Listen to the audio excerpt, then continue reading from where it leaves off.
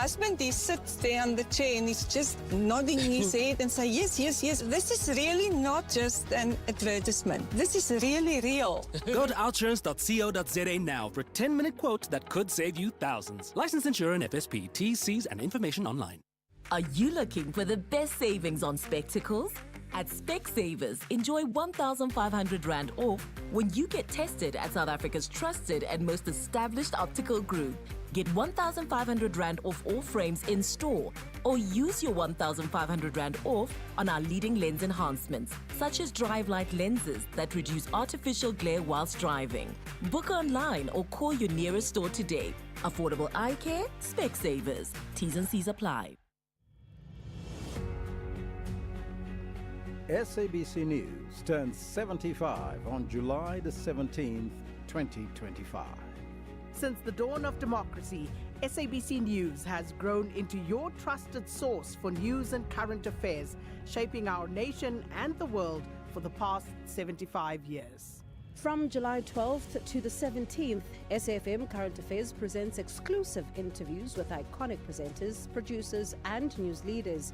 We're exploring the legacy of SABC News, highlighting the voices that have defined our story. Join SAFM for a week of compelling reports and unforgettable moments. SABC News at 75. Independent and impartial.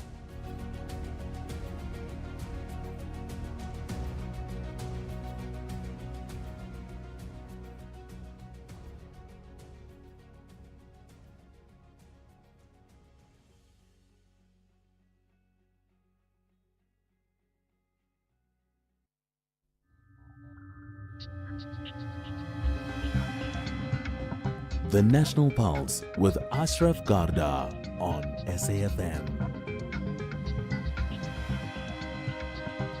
You're listening to the National Pulse, weekdays 3 to 6 p.m. I've just posted something on my Twitter account or X account, and it's got me deep in thought. And I think two questions in that deep in thought, which is A, what am I thinking? And B, what should we be talking about? I wonder if I put the same question to you, to say, what should we be talking about today, considering what happened or perhaps what did not happen last night when the president addressed the nation? I'm sure you have your own thoughts on that, right? My name's Ashraf Garda. As always, this is the National Pulse. And if you're listening in now, it means you are oh so connected to the National Pulse, and you've got a clear sense of what your pulse feels like right now. But what does the nation's pulse feel? That's what we're going to try and find out over the next 3 hours. You can connect live on air by calling in 086 000 2032, and then you can WhatsApp, text or voice note 0614 104 107. You got that? 0614 104 107. Do tweet, by the way, tweet under that picture of mine and tell me what you think I am thinking and what should I be talking about. If you're tweeting, use the hashtag The National Pulse and then tag SFM Radio and do tag me, Ashraf Garda. We're going to talk about many things today. We will talk as well about Cameroon and their president, Paul Biya, who's going to stand for election again. He's 92 years old. And then reaction from different sources regarding the appointment of Firoz Kachani as the acting Minister of Police. And they believe it's unconstitutional. But the broader conversation many have had is, in fact, what did the president say last night? What other options did he have? Could he have done things differently? So let's talk about it. With me is Professor J.J. Tabane, who's the convener of the Frank Dialogue, an editor of Leadership and BBQ magazines. JJ, good chatting to you on the National Pulse. Hi.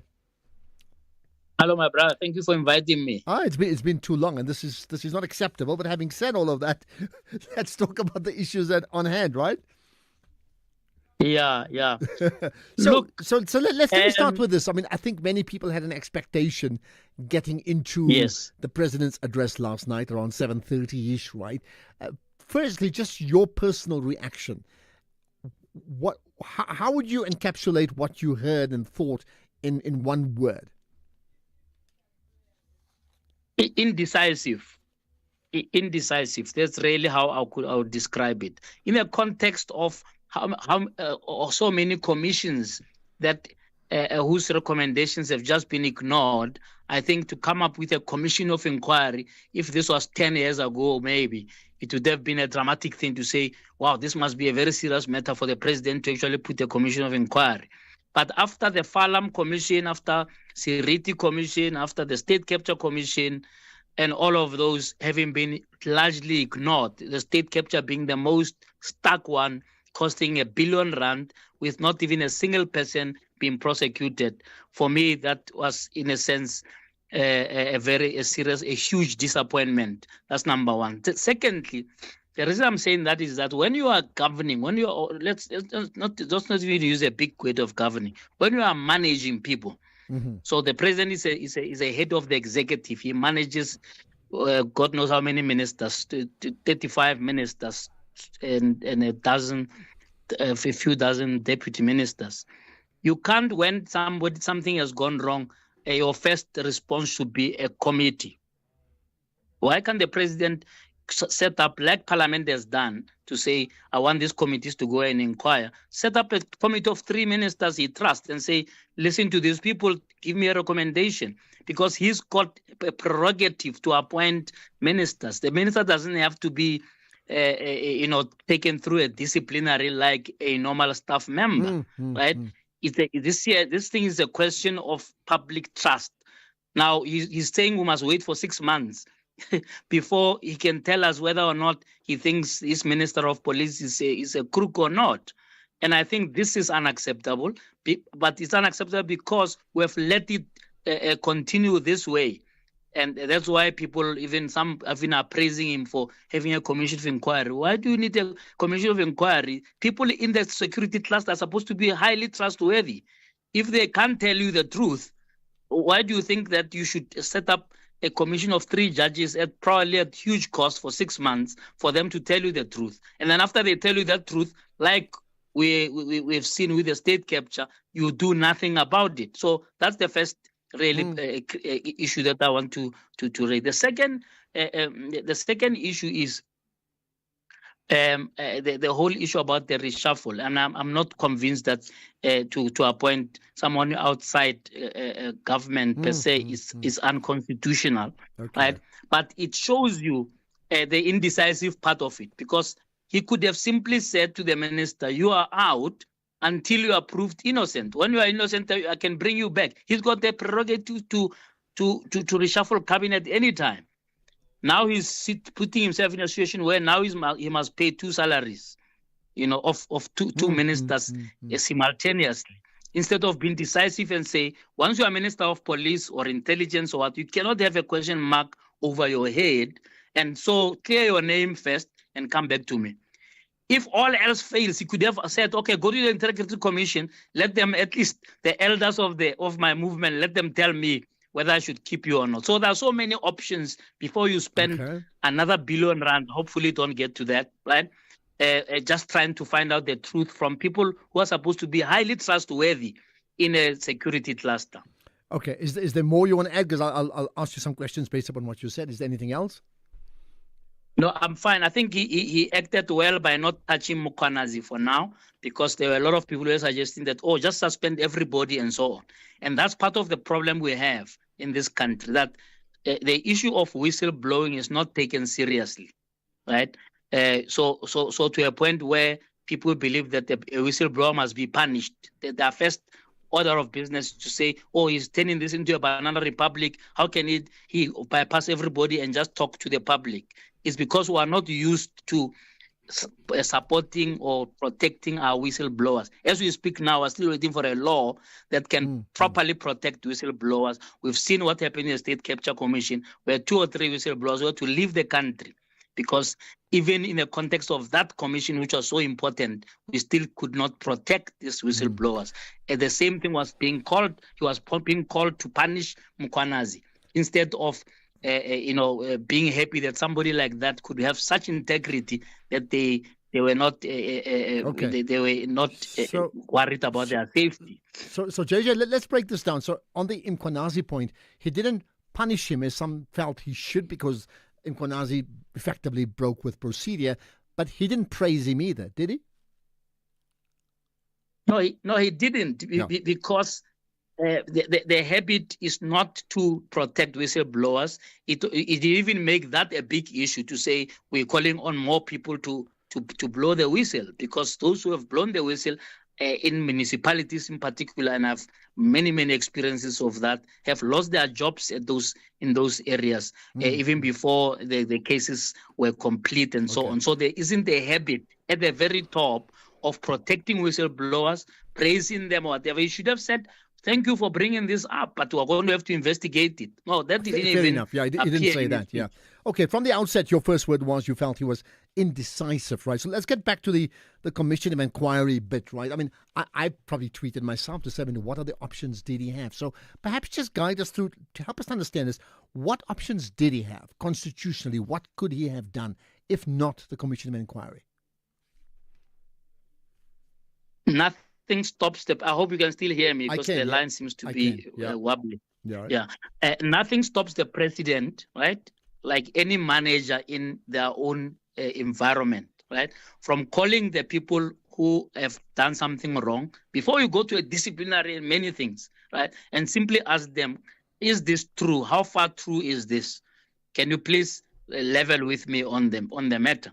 And then based on that, make a decision, because remember, the president is not a manager in a typical sense of not labor employer-employee. Yeah. Your point about no employer-employee situation. Right. Okay. So you could have asked him like he did the DA deputy minister the other day. No, he did not call a commission of inquiry not to fire Simelane and to fire the deputy minister in the DA or any of the other people as excused who are mentioned in the State Capture Commission. He didn't do that, right? So it's clear that there's a level of inconsistency. I believe that with a serious matter of this nature, we cannot have set up a process that's going to almost last the entire year. And we've seen there's no commission, and please correct me if I'm wrong, that has lasted the time that it was given. Yeah, almost all the commissions we're talking about either double the time, double the cost, and so on. So 6 months is a conservative estimation of how long they will take to do this. Fair enough. But here's the thought. I mean, in terms of what you said, call them up to a meeting, let them all face the music, determine what's true or not. He may have had difficulty finding out what the truth is, based upon the fact that, according to the whistleblower, that there's just so much collusion that we can't even understand who's doing what. Meaning that how does he then get the police to actually police the police? That gives you the level of grey areas in this case. That is why it needed an outside authority to actually decide on this. It may well be the case, but does it need a commission of inquiry, right? The three pillars of the state are in a sense they support each other, so to speak, for lack of a better word, right? So why didn't Parliament call a commission of inquiry? No, they said, no, we've got committees. Let those committees discuss, right? Now, the president could have said, I need 3 judges who must sit in a meeting and talk to these people and give me a report, right? All I'm saying is that this automatic, commission of inquiry mode or committee mode is not how to govern effectively. That's why so many things are not happening. If this is how mayors or premiers and so on will all do work in terms of getting the executives to work, we'll never get anything done. All right. I want to ask you about the role of Parliament in all of this, which I'll get to right after this. If you think you cannot afford a lawyer, think again. Clientele Legal has made professional legal services affordable for you. Whether it's a civil, criminal, or labor-related matter, we have a nationwide panel of attorneys standing by to assist you. SMS SAFM to 32195. That's SAFM to 32195 and we'll call you back. Clientele General is a licensed non-life insurer and an authorized FSP. Standard rates and terms and conditions apply. Tani Esther, or should I say the Tupperware Tani? How's business going? Business is booming. I've been operating out of the boot of my car for 10 years, but shame, it couldn't keep up with my growing empire. Okay, so you sold it to We Buy Cars? Yes, quick. Sold my old one, bought a bigger one. I even sold some of my Tupperware to the friendly guy who picked up my car. Stick to what you know best, eh, Tani? Excuse me? Never mind. We Buy Cars. Geared for your business, geared for you.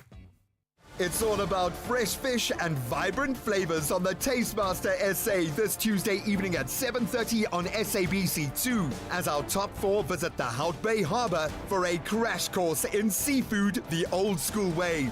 Then reel in a gourmet seafood takeaway experience of their own. Who will sink and who will swim into the semi-finals? The Tastemaster SA, Tuesday evenings at 7:30, repeat Wednesdays at 1 and Sundays at 4 p.m. on SABC2.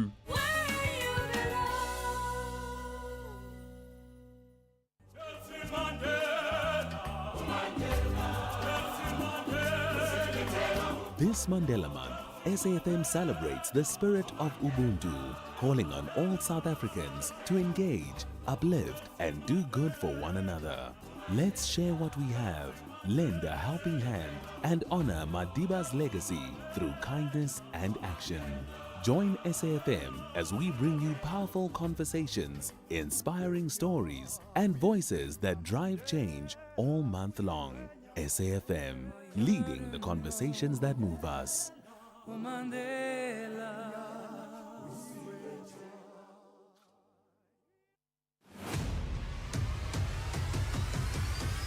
Ashraf Garda is streaming live now on Facebook, YouTube, and X at SAFM Radio. Right, continue to chat as we wrap up this chat with JJ Tabane about many, many things. And of course, Prof. JJ Tabane is the Frank Dialogue convener, as well as editor of Leadership and the BBQ magazines. We're talking about all things the Commission of Inquiry as per last night. So JJ, just before the break, we spoke about the role of Parliament, right? Could the President have used Parliament and the members of the National Assembly to look at this issue and handle it differently? Constitutionally, what is possible? Absolutely, because Parliament is in a sense a gathering of all South Africa or diverse South Africans from different political persuasions. So the level of collusion would be minimized, right? In that, if it was like a 100% one-party state parliament, then people would say no, but they will protect their own and so on. We've got a parliament that is almost a hung parliament with a GNU of 10 parties. Plus other parties that are outside. So that combination for me lends itself to proper oversight. And I think there's nothing that could have stopped the president from saying, well, Parliament is going to do an inquiry. So instead of duplicating, I'll wait for them to give me a recommendation as a head of the executive. Nothing stops him from doing that. Quite frankly, that would be cheaper, but probably that would be more robust. And it will be quicker to resolve these issues than 6 months of waiting or God knows how long. Okay, let's go back to the appointment of Firoz Kachali. I mean, we'll chat to the EFF later on about their claims about it being unconstitutional. But as you said, that's besides the point. The more important one, you said that he chose not to suspend the incumbent Minister of Police. He chose not actually to axe the incumbent minister. He just simply said, go on leave, right? Why do you think that was the case? I mean, obviously he is advisors, right? What sort of, has he been under pressure to not be that dramatic? And I mean, how does he come across as being compromised by doing that? Absolutely. All you needed to see was his body language. He didn't come across somebody who's too convinced about what he is doing, right? Secondly, remember, he's also has a pala scandals also hovering over his head. And probably this minister also, knows more about that than you and I, right? Thirdly, he was soft on Simelane, soft on the Minister of Education. Has not acted on that, right? Although both those ministers, their matter was dragged for weeks with him applying his mind and so on. So he didn't want to be seen to be too rash on this one and so on, so that he's able to also, in a sense, cover his back. And so that's the impression that I'm getting, that this is more of a political management, more than it is the right thing to do, right? In a situation, and they have also made this reason to say, he acted quicker on this one because of national security. But then the same logic should apply to say he should have acted a lot more firmer on this, so that nobody should think that he cannot make a decision. Frankly, he has got nothing to lose, right? He's not standing for the second term of his office. He's not going to stand for a second term in 2029. His term will be over as president of both the party and the country. So one wonders, why is it that he's still so indecisive, even on matters that are so glaring? But, maybe it's because we keep being prisoners of hope. Do you remember the Minister of Health, Zweli Mkhize, who there was every reason to simply just fire the guy? And then if instead he praised him, the first time he had to talk after all of this scandal of Gigila's vibe came, he was the first one to say what a good health minister we had and all of this. And I think that is part of the problem, that there's no culture of discipline and there's no culture of consequence management in this country. The State Capture Commission is not the only example. Two things before I let you go. Feroz Kachalia, now soon to be acting Minister of Police, Feroz Kachalia, he was quoted in the Sowetan today, and he said he received a call asked by the president, asked him to serve as the acting police minister, and that was done 1 hour before the president made the announcement. So, I mean, if Feroz was me, he'd be watching Wimbledon and just had his phone on silent all the time. I'm amazed that he answered the call. I mean, do you not find that bizarre? Not particularly. Actually, unless you wanted it to leak out before Sunday, then you would tell somebody too many moons before the announcement. Generally, cabinet decisions and cabinet reshuffles, etc. I would remind you of Zuma's midnight cabinet reshuffle. The negotiations would happen right up to the last minute. In other words, if you're a minister and your phone was off, you could wake up and be no longer a minister.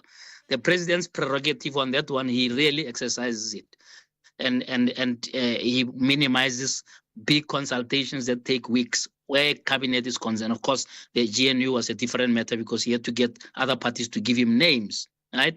So I'm not surprised by the fact that it was last minute. Maybe it was because he was still over consulting as usual, and he didn't want this to leak because the media was all over the story, speculating about all sorts of things and linking things that are not linked at all, like, I would find it like strange. the whole issue of refusal. Can you just imagine if Feroz Kachalia did not answer his phone, that the president could not then confirm that I've appointed him as the acting Minister of Police? He would not have been able to set that. Then he'll postpone. The same way he started late, he was going to postpone and then only talk to us at midnight. Okay. Just the last thing.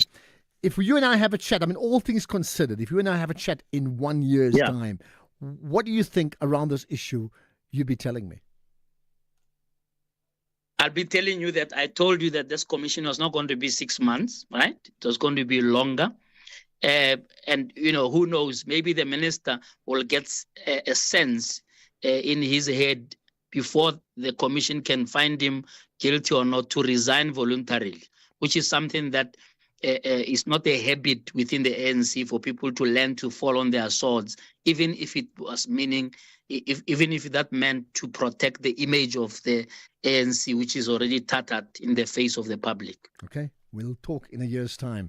Keep your fingers crossed on that one, Professor JJ Tabane. Really a great chatting to you. Much appreciate your insights here on the National Pulse. Prof. Tabane is the convener of the Frank Dialogue and editor of Leadership and BBQ magazines. It means there's lots for you as the audience on the National Pulse to comment. Let's get the news headlines first. Just go on 3:30. Thank you, Ashraf. On the news headlines, Action SA MP Dr. Khosile Tlhape has filed criminal complaints against Discovery Med Scheme and GEMS medical schemes at the Littleton Police Station in Pretoria. The Director General of South Africa's Treasury, Dr. Duncan Pieterse, has told delegates at the G20 Finance Working Group meeting that the virtual talks held last week were constructive. And as the Public Broadcaster News Division celebrates 75th anniversary, a retired senior reporter, Ramperi Sefara, has recalled how he transitioned from being a radio announcer to being a reporter. A full update follows at the top of the hour. SAFM, guiding you through the rush hour traffic. Good afternoon. Starting off in Gauteng, the N12 eastbound in Bedfordview as a stationary vehicle reported before the R24 highway split, and the M1 northbound in Sandton has roadworks reported with traffic restrictions approaching Marlborough Drive. In KZN, truck congestion reported in the Rossburg area, so expect delays. In Cape Town, the N7 northbound in Milnerton queuing towards Plattekloof Road. With your traffic update, I'm Irma G. This is SAFM Sports with Tuming Kapele. Right to me, our very own Minister of Sport, the Proteas cricket team are in action, right? Yes, they are. A very good afternoon to you, Ashraf, and our listeners. Let's try this again. Okay, let's just try and reconnect. Okay, as we're sorting out Tumi, because, you know, if she talks and you can't hear her, it doesn't matter what she says, you're going to miss everything. So we need to get to that in just a moment or so. Let me just tell you as well, the podcast of the conversation with JJ Tabani will be up very, very shortly. I know that because Vusani always makes sure it gets up quickly. So go to sfm.coza, but also we'll tweet it out right away. Just, on the SFM Twitter profile, you'll find it right away. To me, when you're ready, just let me count you down. 3, 2, 1. Go for it. Yeah, let's try this again. All right, we start things off with cricket. And as we did say, the Proteas are in action. And in terms of looking at how things are, Zimbabwe posted 141 for 6 in their 20 overs. And are looking at that live action currently, South Africa is sitting on 68 for 3. This is after 9 overs, and they currently need 74 runs in 66 balls to win. So we'll definitely keep a close eye on this. It is the Tri-Series T20 between the Proteas and Zimbabwe. Then in rugby, the Junior Springboks have named a mostly unchanged side for today's Under-20 Championship semi-final against Argentina. Dimitri Erasmus returns to outside centre after recovering from illness, while Jaco Williams keeps his place on the left wing after stepping in for injured Sian Dlozi. The forward pack remains unchanged, with captain Zachary Norton leading a side that is impressed with both their physicality and speed out wide. In football, Banyana will now shift their focus to their next clash against Mali at the Women's Africa Cup of Nations. South Africa played to a 1-1 draw against Tanzania, and they top of Group C with 4 points. And coach Desiree Ellis says that they will continue to take it one game at a time and refuse to think far ahead. I think it's too early to talk about titles. It's too early to talk about defending. There's still a long way to go, and there's still more games to be played. So for us, it's one game at a time. We don't want to think too far ahead, because then you lose focus of what's right there in front, and right in front of us is the next game. Meanwhile, still staying with football, Orlando Pirates coach Abdeslam Wadu believes that his squad is starting to blend and understand what is needed by the technical team. Wadu was speaking after watching his team held to a draw against Pafos FC. This was Pirates' second international friendly in their European pre-season tour in Spain. This is after losing 2-0 to Bolton Wanderers, and Wadu shares more details of what they're trying to achieve in this game. Yes, of course, we have decided to change the plan because this team, you can say that it's one of the strongest team in Europe in terms of building, lot of rotation, and sometimes this team can put us in trouble. So we decided to play very high to prevent this team from building. It worked. I'm very happy about the plan. But we didn't only did this pressing. We only played, especially in the first half, we had the control, the possession. And we can see that our team step by step is getting better. They start to understand exactly the expectation of the coach. So I'm happy and very happy about the boys. Elsewhere, Chelsea striker João Pedro said that Paris Saint-Germain lost their heads in the aftermath of yesterday's Club World Cup final. The Brazil forward ended up on the floor during an incident involving PSG manager Luis Enrique as tempers flared up between the two sides. This was after Chelsea's 3-0 win at MetLife Stadium in New Jersey. Now, Enrique said afterwards that those scenes were the result of the pressure of the match, and that his intention was to separate the footballers so the situation didn't become worse. Anything's off with golf. Rory McIlroy has was delighted with his form at Scottish Open. This is after finishing runners-up at America's Chris Gotterup yesterday, and the Northern Irishman said that his game is in a good place heading into the British Open at Royal Portrush this week. The 36-year-old has struggled to find his best form. This is after completing the career Grand Slam at the Masters in April, and said in June that he had not known how hard it would be to stay motivated. Just a quick look at the cricket. The Proteas now are sitting on 78 for 3 in 10 overs, and they need 64 runs and 60 balls to win against Zimbabwe. And Ashraf, I am one to admit when I was wrong, and I was horribly wrong when it comes to the predictions this weekend, and I'll tell you a bit more about it later.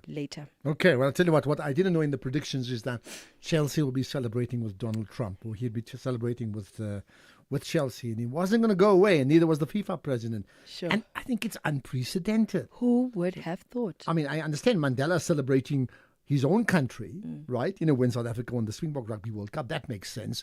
And understand an official of FIFA or the president of the host country giving the trophy out, but celebrating with them when they couldn't get rid of them? Wow. I'll have more on other sports in the next hour.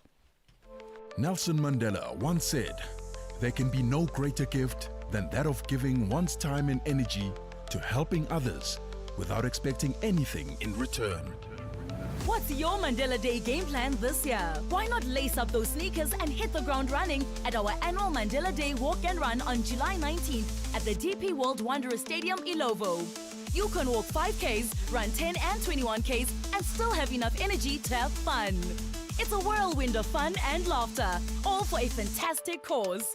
Every cent goes to support the excellent work of the Nelson Mandela Foundation. Enter on mandeladay.com or register for the virtual race on fundnation.org/Nelson Mandela. See you there. Join us for this year's fundraiser, Jazz for Young People concert at the National School of the Arts on the 26th of July. This unique event, perfect for families, is a powerful celebration of youth, creativity and community spirit. So bring the whole family to enjoy a wonderful day of world-class jazz curated by Zoe Mudicha, featuring the Parktown Girls Band, Tshwane School of Music, The Real DJ Zandi, Kutlotaro Jazz Band, and many others. Tickets are just 80 Rand and 50 Rand for kids under 12 via Quicket.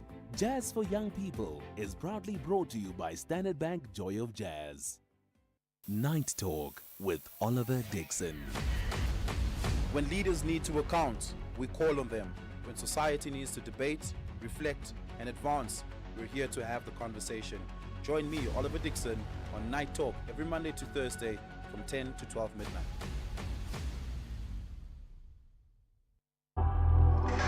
Ashraf Garda on SAFM. Okay, you obviously watched the Box beat the Italians on Saturday, and then Sunday night you watched the first episode of Chasing the Sun. Remember, on SABC Sport? Well, let me tell you, that's the first of 5. So this coming Sunday night, 7:30 p.m. on SABC2, you can watch episode 2 of 5 of Chasing the Sun, which really reflects on South Africa's historic World Cup victory, 1999, coming from the lows of the year before to actually winning the World Cup when Rassie Erasmus took charge and Siya Kolisi at the helm, right? And so watch it again, and remember, not just watching it on television, you can stream each chapter if you download the SABC Plus app anytime, anywhere, no subscription needed. You got that? Don't miss it. Chasing the Sun, this coming Sunday, 7:30 p.m. on SABC2, and then be there when history shines. Ashraf Garda on SAFM. Right, so let's get to our global watch, right? The Cameroonian President Paul Biya. You know him, right? Well, first fact, he's the world's oldest serving head of state. Number 2, he's 90-something. He's been in power for 40 years. And number 3, he's announced plans to run for an 8th term in this year's presidential election. 8 clearly is not enough, isn't it? Let's understand it with Dr. Charles Sinkala, who's an international relations consultant. Dr. Sinkala, good to connect with you on the National Pulse on SAFM. Thank you for having me, and good afternoon to your listeners. Thank you. So let's not assume I know everything. Let me understand what would be President Paul Biya's motivation to stand for another term of office. Well, it's quite a long debate. I remember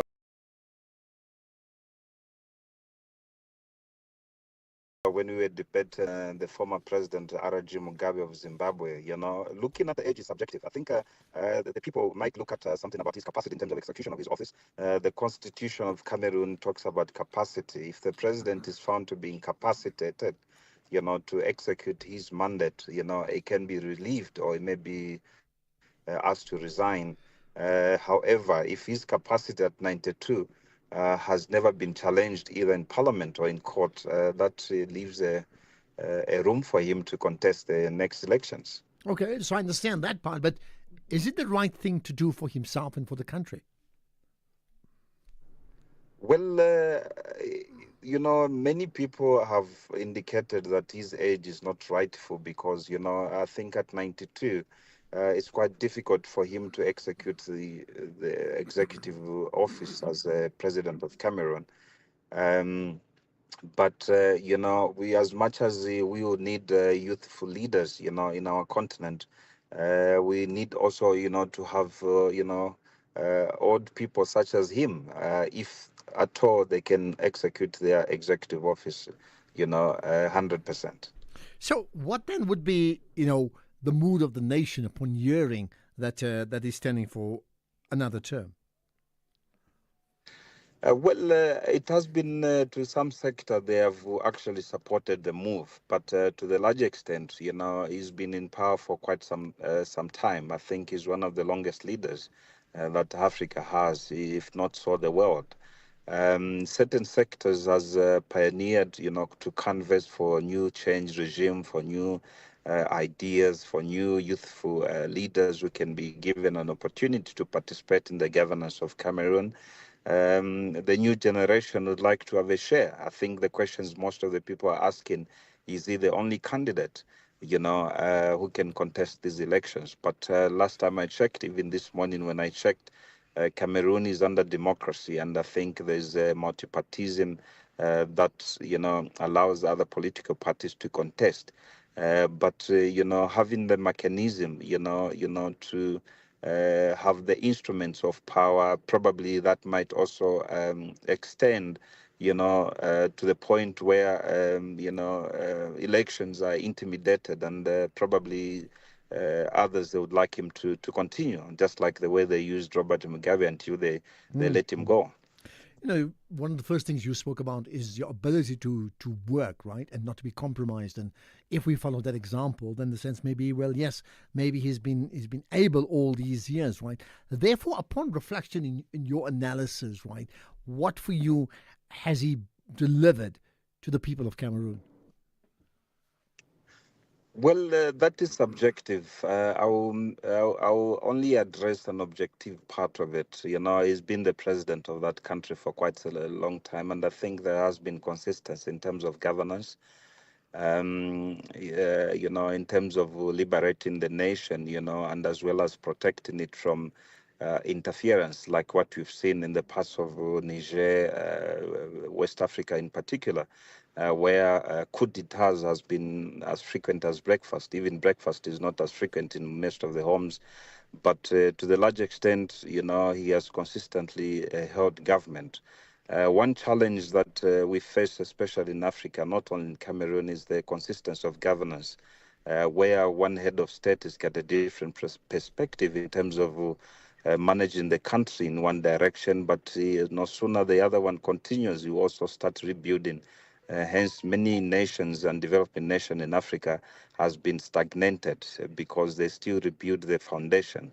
I think that is one of the achievements in terms of consistency. And any other than that, submission can be linked to geopolitics that has hindered the progress of developing nations such as Cameroon. I think for many people, first of all, there's this point, I'm just punctuating that point, that you're saying, in fact, that there's a sense of Cameroon being a sea of stability in an area that where coups are the norm, so there's lots of instability. That could be one of his big strengths. But let's talk about economic upliftment. For many people in South Africa, we use a phrase, a better life for all. Are they able to measure that, in fact, they have a better life for all, let's say, if not in the previous 40 years, at least in the last 10 years? Well, it has been progressive. If we look at the last 10 years, Cameroon has achieved stability, not only politically, but as well as economically. But the economic part of it is subjective to the geopolitics of what is happening around the world. I don't think Cameroon, unlike other nations which are self-reliant, although self-reliance is understatement, because most of the nations are interdependent on other nations in terms of either oil or just generally in terms of the dollar exchange rate against their nations. But South Africa, yes, it talks about a better life for all. That is an end goal. But it is very difficult to achieve, especially when you have different sectors and status of society, which have got different view in terms of how they want to be viewed, in terms of alleviating poverty. I think just lastly, Paul Biya made the point about, he wants to do, there's still so much more to be done, right? Did he indicate what more he believes needs to happen to Cameroon under his leadership? I think he's talked about consistency, he's talking about, peace and security. He's talked about, the economic emancipation, as well as the better life for all, as it is called in South Africa. Although he has, part of the society has actually repudiated that claim that, any other generation can bring up that change. I will be with the view that the people of Cameroon, give an opportunity to the younger generation, to lead the nation. But those aspects or narrative, have got its own advantage and disadvantage. Okay, let's leave it at that. Let's see what then happens in October in the midst of also call for electoral reform and whether that is likely to happen or not. Dr. Charles Sinkala, appreciate your time reflecting on the Cameroonian President Paul Biya, 90 plus, 40 years in power, and he's announced he's going to stand for yet another election. Would you give that a thumbs up? Would you give that a thumbs down? Appreciate your time, Dr. Charles Sinkala. Let's talk to the EFF after this. The Black Queens are chasing maximum points, but the Twiga Stars have a different plan about this contest. The continent is divided into two, the West and the East. This is the Total Energies Women's Africa Cup of Nations Morocco 2024. Ghana versus Tanzania on Monday, 14 July at 8:30 p.m. Streaming live on SABC Plus and SABC Sport on TTT Channel 4. Where Africa competes, South Africa connects. Proudly brought to you by SABC Sport.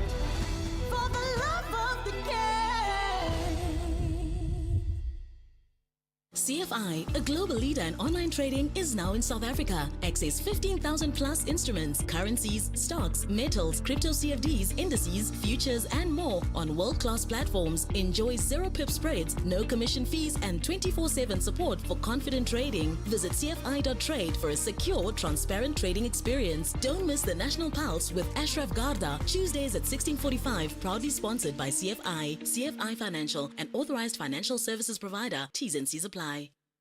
With the ever-changing financial landscape, it can be difficult to make sense of all the moves at times. Join me, Jimmy Moyaha, on the SAFM Market Update with MoneyWeb, Mondays to Thursdays, 6 to 7 p.m, as we break down the key market trends, top financial stories, and smart investment insights, all in one place. It's everything you need to stay financially informed and ahead of the curve. Call us on 086 000 2032. Okay, we're going to connect to the EFF as soon as we can, but now it gives us a chance to talk to you, right? So you've heard me ask JJ Tabani, Prof. Tabani, that is, what's the one word to describe the president's state, speech or delivery to the nation yesterday, and he effectively said indecisive. So what's What's your one word? You tell me right away. You can tweet it out, hashtag the National Pulse. You can WhatsApp us right away. And I know you have the number because you're a regular to the show. And you can also call in, right? So let's take some calls. Temba in Gqeberha, you're first up. Go for it, Temba. Temba, hello. Now, let's see if I can connect with Temba. Maybe not. Temba, do I have you there? Yes, hello. Yeah, I can hear you now. Go for it, Temba.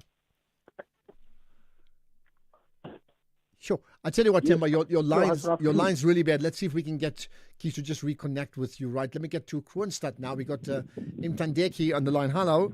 You're live on the National Good Pulse. afternoon. Yeah, go for it. Yes, thanks a lot, Ashraf. Thank you. Ashraf, my comment is based on what is currently happening among so-called professionals. Yeah. You asked J.J. Tabani about the situation following the president decision.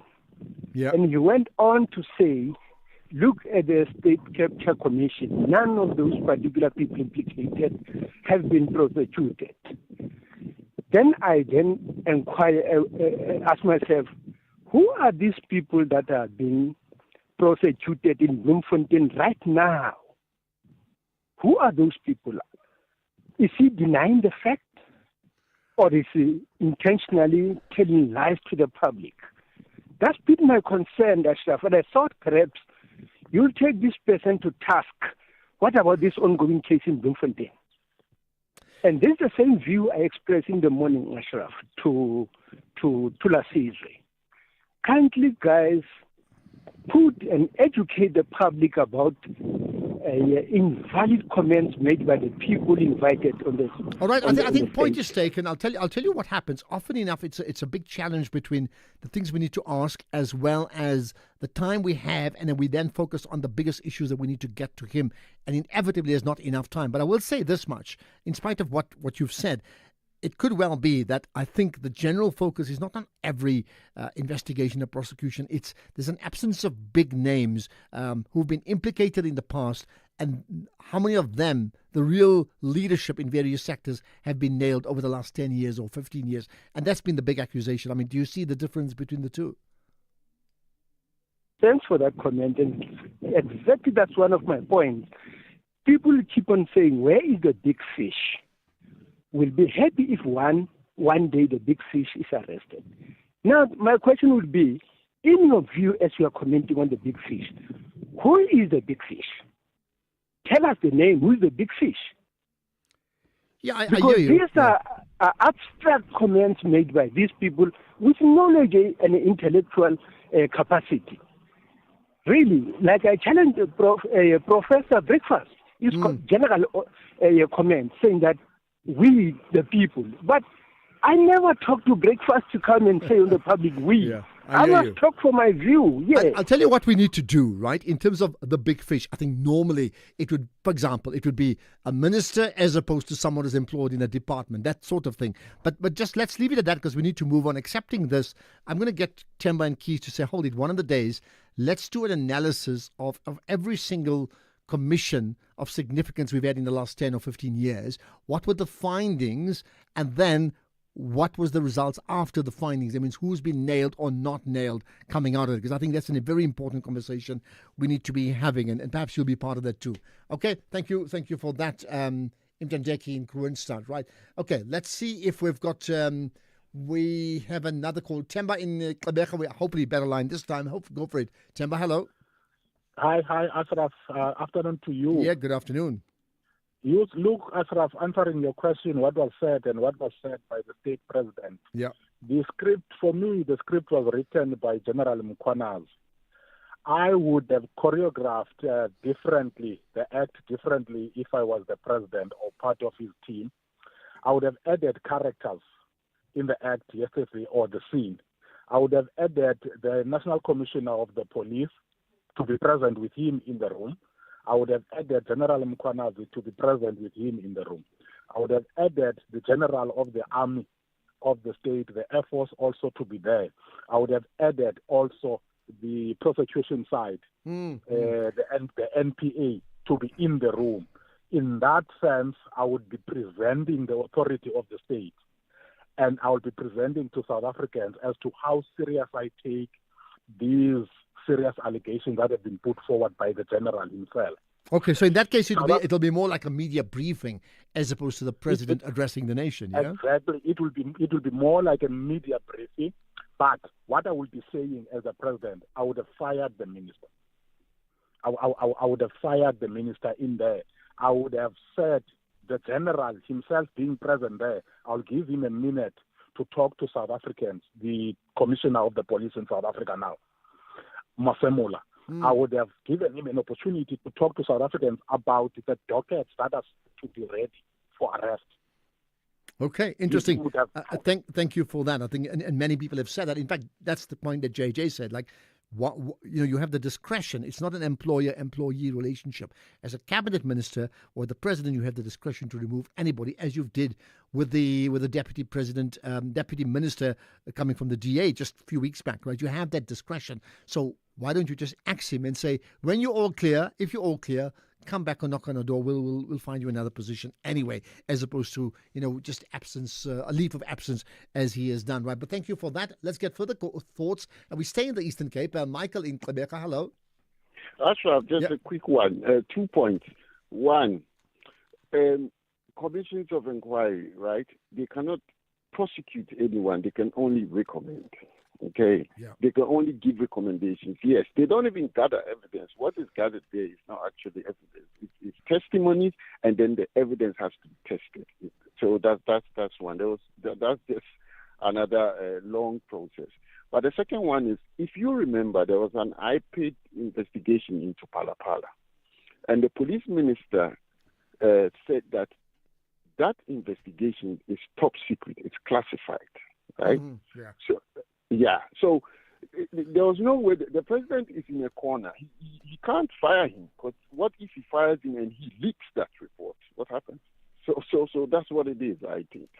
So you're saying he can't preempt and can't fire, but then, okay. Why would he act differently with the DA deputy minister? Yeah, but the DA deputy minister has nothing on him.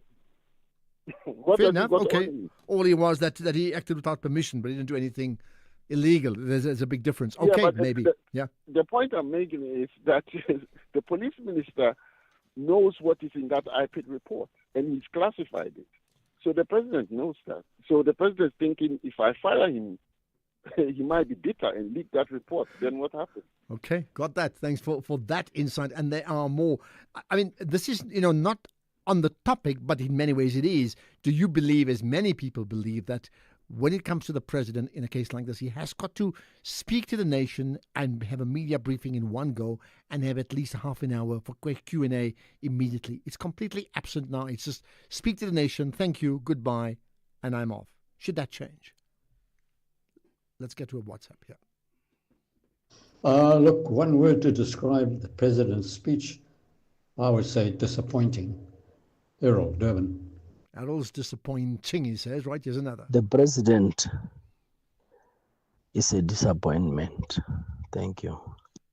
I wonder what would you expect him to do? But I mean, let me not speak in his defense, excepting to say none of us are in that position where you are effectively managing so many interests, and maybe the biggest interest of all is what's right, what is just versus what is unjust or unjust, and the public's right to know, and then for him to act decisively, but also to manage a whole team. I wonder how you and I would do it if we were in charge. Let's get the news. It's 4:00.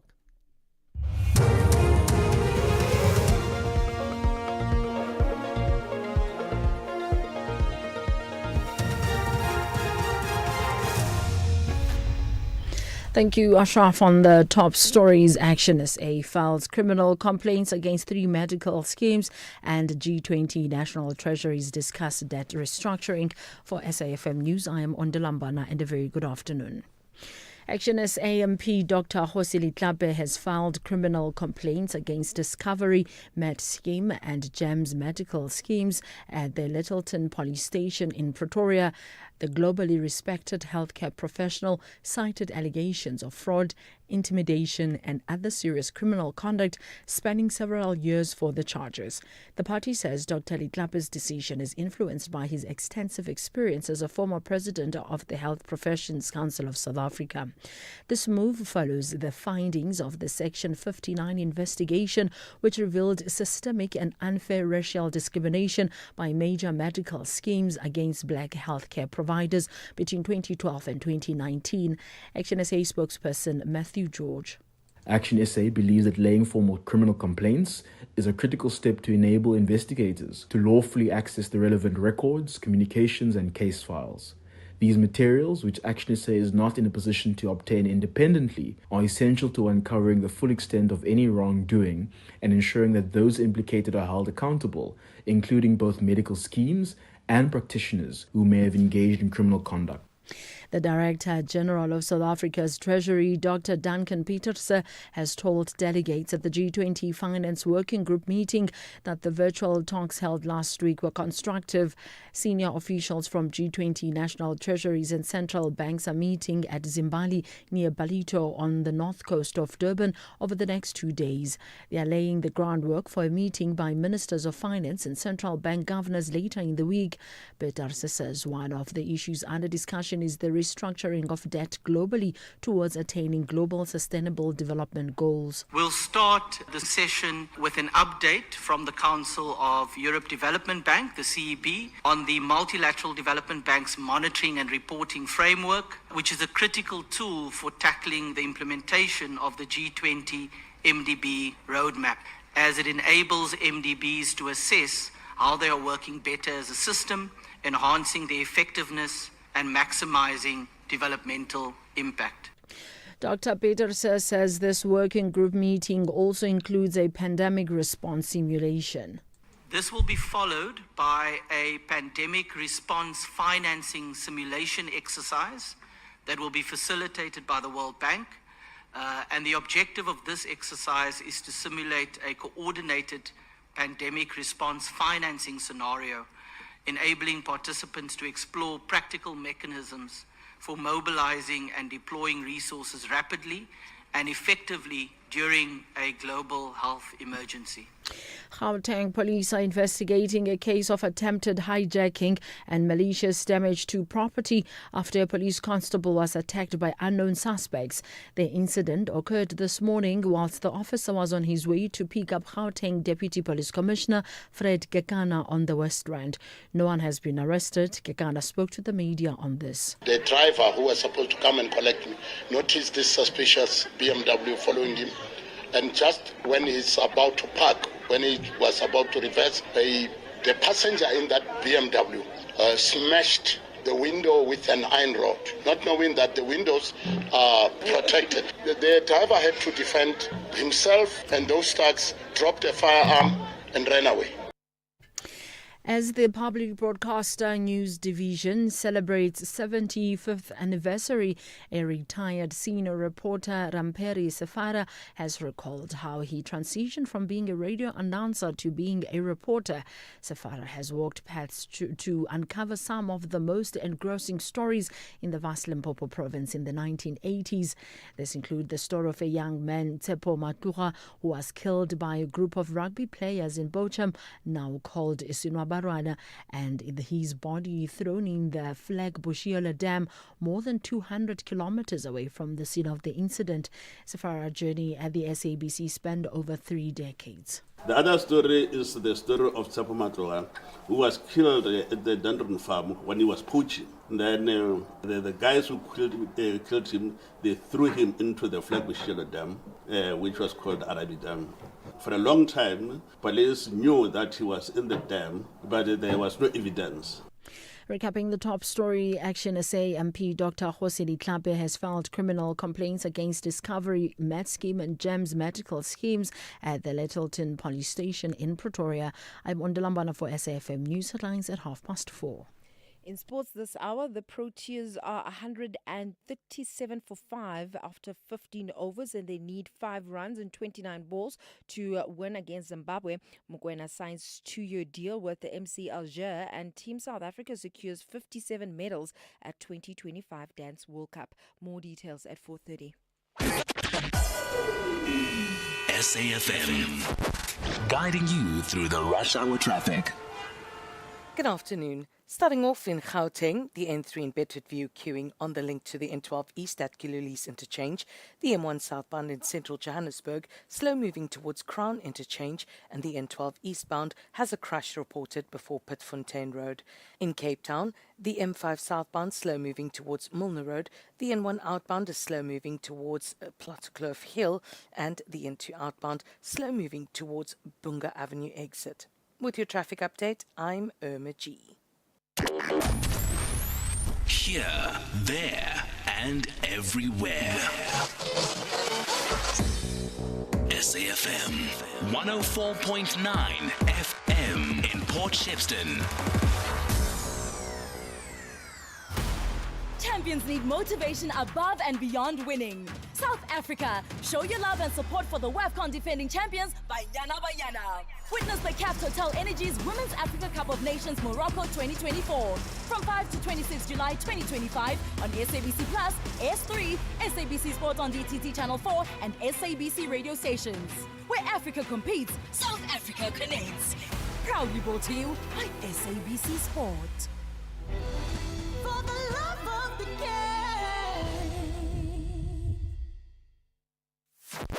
Kathy Motlatlana on SAFM. In light of what was said by General Mkhwanazi and the fact that Mr. Matlala's profile was now in the public space or raised because of those allegations, then it was also in his interest for him to be moved to CMAX prison. And we were asked, why is this inmate at CMAX? The National Commission then provided a response that no, this offender had to be moved there because we confiscated a mobile phone. We never issued a statement to that effect. And the fact that you are unable to provide an answer as to whether this happened before or after the briefing by General Mkhwanazi in and of itself will raise questions. It's not a matter of being unable, but we are not going to come on air and then give detail in terms of security operations. Singabako Ngumalo. If you're ready to talk, I'm here to listen and nothing is off the agenda. The National Pulse with Ashraf Garda on SAFM. You're listening to the National Pulse, weekdays 3 to 6 p.m. So much more to come. By the way, that conversation with JJ Tabani, yes, that podcast is up, as I told you. Pity we couldn't connect with the EFF for now because we were going to chat to Sinawo Chambo, right? But there's more to come. Let's talk about another development which you may know. The NPA made the point about a significant announcement over the weekend, and this is an extension of that, really. The High Court in Gqeberha, during today, the initial stage of the state's appeal against the acquittal of Timothy Omotoso and his 2 co-accused on charges of human trafficking and rape. You know, this one has caused such an uproar in terms of what was actually decided by the judge, right? Now, Sisipo Ngumba, the SABC News reporter, has been covering the story in court today. Let's find out more about that. Sisipo, appreciate your time here. Thanks for joining us to the National Pulse. Good afternoon, Ashraf, and good afternoon to the listeners as well. Thank you. I would think that, maybe covering many court cases of sorts, some just have a different sort of mood, and I would think this would be one of them, isn't it? Yeah, I'd say that. I'd definitely say that. In my opinion, of course, sitting there, you see what is happening in the court, and you see, first of all, in this, if you saw today's proceedings, we saw the NPA bring forward the request in which they were requesting the judge in this matter to give them clarity on the factual findings behind her judgment that found Omotoso and his co-accused not guilty. And almost immediately we saw the judge react in a way that was questioning questioning the motives of the NPA here, asking them, are you, on what basis or why? I think that was her first question. Why do you? And the NPA said, no, we need that because we need the factual findings. And, according to Section 319, that is something that we are allowed to do when we are unclear. But then we heard the judge again ask, but why? Why do you need it? Right? So it was quite interesting. It was quite interesting to sort of see a little bit of tension in the courtroom today, certainly between the different parties. And then, of course, you add attorney Peter Doberman in there, who's very much known for his nature in the courtroom, and of course he also strongly objecting to the state's request in this matter. Okay, and when the judge asked, why do you need it? Was there a response? There was a response from the NPA. The NPA says that in order for them to determine the next step, whether they will be appealing or not, they need to have the factual findings of the case, so that that can give room for them to present law questions or to present legal questions. Because according to Section 319, or just in general with the Criminal Procedure Act, the state is not at liberty to appeal a decision based on perhaps the specific evidence, or perhaps, for example, they can't say we believe this witness or something like that. No, instead, they have to look at the judge's judgment. And from that, they have to look if there is a legal basis in that judgment, perhaps looking at things that the judge may not have looked at. Because, of course, we know in this case, in her judgment, she heavily criticized the state, looking at issues that she said were prosecutorial misconduct that was actually brought forward by Mr. Doberman during the proceedings. Mr. Doberman alleging that the initial prosecutor, Nceba Telwa, had some issues, with him, citing that there may have been some witness coaching, the accusation that came from Peter Doberman. And then on top of that, of course, the glaring thing was the issue with cross-examination, with the judge saying that there really wasn't any cross-examination in this case. So in the end, the state the court had no option but to believe what the Omotoso and the co-accused had actually said. So, we now heard the state saying that they would like to hear more on those findings, even going as far as to say, no offense to the honorable judge, but they don't see the factual findings in her heads of argument that would lead to that acquittal. So in many ways, in a strange mood, it's not so much Omotoso as well, but it is him, but also the prosecutors historically in terms of their modus operandi, which is also effectively on trial, isn't it? And that's what we heard initially in April already. We heard the judge speaking about these matters, and it was quite shocking at the time, of course, hearing them spoken about so sort of openly that, no, this is exactly where the case went wrong. And of course, now we see that the NPA is saying that, no, they're looking at it in a different way. And that is why they are looking for those factual findings in order for them to be able to, on a legal basis, perhaps take this matter. We also heard the spokesperson for the NPA, advocate Mthunzi Mhaga, saying that either way that this cookie crumbles, either way, whether the judge grants them that clarification or not, they certainly will be taking this matter to the Supreme Court of Appeals in the Western Cape. But this is just a step in order for them to get to that, because they feel that the way she handled herself was improper in this case. Okay, so what then happens next?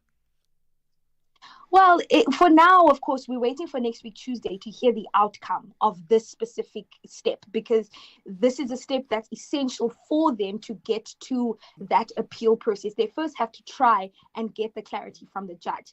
Then after that, Mr. Advocate Mhaga said that they will certainly be filing with the Supreme Court of Appeals. But there was a matter, I believe it was called the State versus Schoeman J. I'm speaking under correction. But there was a matter, an article that they referred to, that they said outlined to them that this is the first step that they take in the appeal. Okay, let's leave it at that. To next week, then we go. Sisipho Ncube, I appreciate you giving off your time here. The SABC News reporter covering the story in Gqeberha, and that story, that's the significant one about, maybe the first steps to the state's appeal against the acquittal of Timothy Omotoso and his two co-accused. That is an issue that has certainly captured the imagination, not always for the right reasons.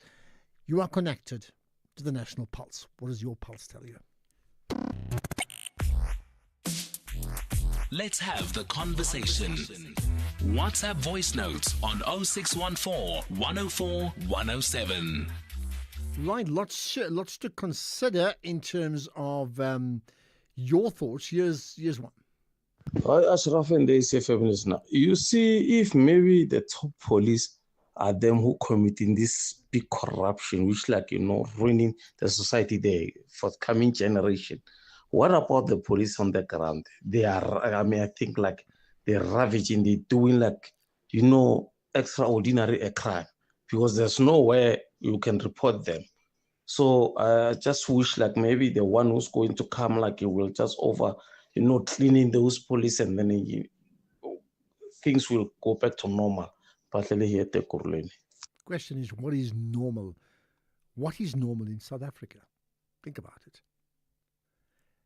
Here's another. Ashraf, good afternoon, man. Flores from the beautiful Western Cape. Ashraf, do you know if Mkhwanazi has laid criminal charges yet against Senzo Mkhunu? And then again, another commission of inquiry. I wonder how much money is going to be spent and how long this commission is going to take, especially what happened in the past, that the recommendations don't get applied. So yeah, have a good, so bye-bye. Well, I think that's the basis of it. They say 6 months just for the initial findings, could take a year, and then what happens next? And that's been the biggest concern. The other one is, what choices did the president have in terms of Mkhwanazi? My understanding is that, in fact, it did plan to lay charges. We'll find out exactly what was done last week. I'll just get Keys to just double-check it so we get it spot on. Good afternoon, Ashraf. Senzo Mkhunu has Phala report, which has been classified as top secret. Before this, we had people like Nomcebo Jiba, who were suspended before the commission. We had Mkhwebane also suspended. But Mkhunu is given the so-called special leave. Do you see where I'm going? Can you connect the dots? Thank you, Ashraf. It's VK from Durban. Who was the last person who spoke about connecting the dots? Was it Pravin Gordhan? I think it was. Yeah. Okay. Yeah, you. And I have a sense that what you've put on the agenda may just get a response from others, like the issue of Cameroon too, right? Hi, Ashraf and listeners. It's so disappointing and disheartening to hear that Cameroon is just going to carry on the way it is. They act like the citizens and national people are in the country. They're all over Africa seeking opportunities outside the country. Every single African country is in South Africa looking for a way of a better life. Why don't they fight for their country and leave us alone if they're so happy with what's going on there? No, man. Well, but maybe they feel they're fine. It does sound rather bizarre, and maybe for you and me it's completely strange, but sure, for many people, and sadly, the African continent is like the world champions at that, isn't it? Just long overstay, like extended terms of leadership. You just wonder. Hi. I wish that SAPS can take its time in dealing with Shadrach Sibiya and have a strategy, because it's about time that we bury that phoenix, because if you don't bury it properly, it just keeps on rising. Thanks, Sibongi here. Thanks for that. Bury the phoenix, says Bongi. And there's more, by the way, and you can call in too, you know that, right? And if you're tweeting, I'll check that out too. There's lots more on Ramaphosa, and we asked about maybe one word to reflect, just in one word to reflect what you heard last night, and how do you describe it? Here's one. Hi, Ashraf. Errol there from Durban. Look, one word to describe the president's speech, I would say disappointing. Errol, Durban. Okay, in fact, I did play that before, my apology, but fine. The point is made, disappointing, and there's more. Here's another. Good afternoon, Azra. Good afternoon, listeners. This is Patrick from Soweto. Azra, Ramaphosa is failing us as South Africans. He doesn't care about South Africans. He only cares about those crooks, those ministers, those crooks who are there in parliament. It's very disappointing. We are not happy. We are not happy. How many the inquiries? How many the inquiries? Look at the state capture. Who was arrested? No one has been arrested. So it's just a waste of money. That guy doesn't have leadership, man, really. I think it's very disappointment. He doesn't have leadership. He doesn't have leadership. He's failing us as South Africans. Thank you, Patrick. So if he doesn't have leadership, what should he do? What I'm trying to say is I'm not there and you're not there, and I hear what you're saying, and many of us are, to borrow that very South African phrase, we are heartful about so much that's gone wrong. But what actually can he do? I mean, hopefully you heard the conversation with JJ Tabani. I mean, he believes that, yes, another commission, he was not very, very happy about that. But what other options does he have? To go to Parliament to actually, he can't convict anybody himself, can he? So think about that. By the way, talking about convictions, the MK party are very clear about their support for Mkhwanazi, and they in fact have gone public with that support. And we're going to talk to them about it right after this.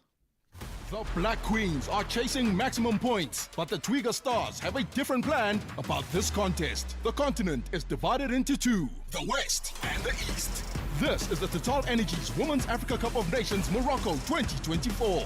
Ghana versus Tanzania on Monday, 14 July at 8:30 p.m. Streaming live on SABC Plus and SABC Sport on TTT Channel 4. Where Africa competes, South Africa connects. Proudly brought to you by SABC Sport.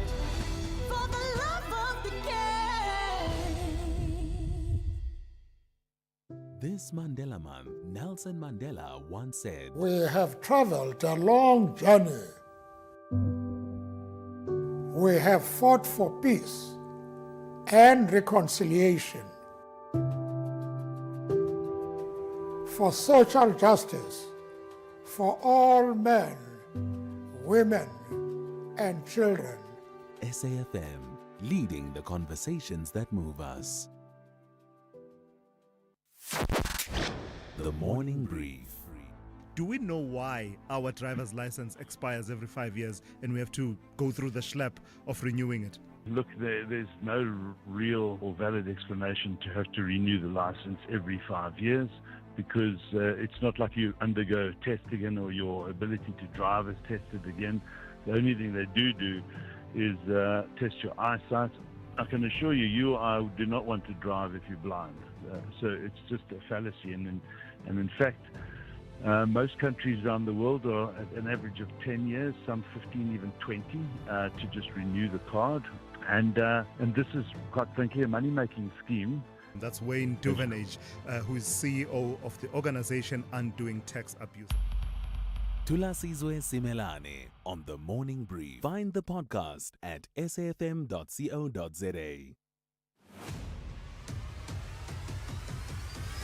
Ashraf Garda is streaming live now on Facebook, YouTube, and X at SAFM Radio. By the way, did you see the US President Donald Trump yesterday when Chelsea won that FIFA World Cup? That's the Club World Cup, that is, the same one that Sundowns took part in, remember? But so of course it was held in the USA. I can understand why he needs to be there. I can understand why he's sitting or standing next to the FIFA president, and I can understand why they would even maybe deliver the trophy. I can get that. But then to be actually part of the celebration when the body language from the Chelsea club was like, what are you doing here?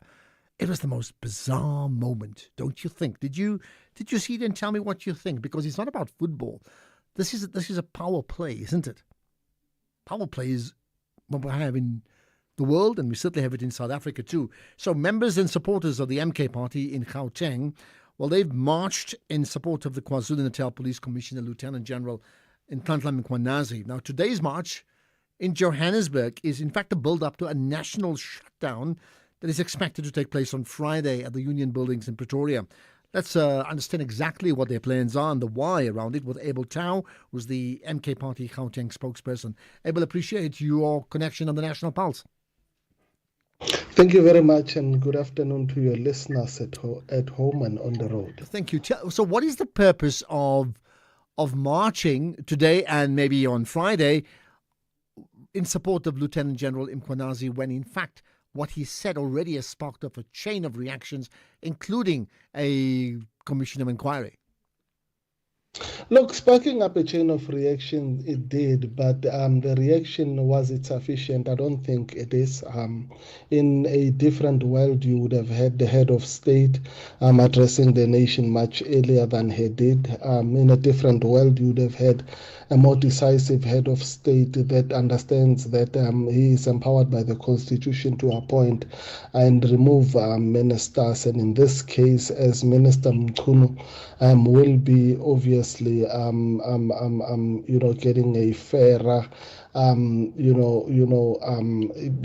do you call an investigation and approach into this thing, which we believe in the rule of law and that he must be treated fairly. But equally, we must demonstrate to South Africans when we have an opportunity to, that those of us who find ourselves holding political power to effect positive change in the lives of many, we are actually going to take that responsibility seriously.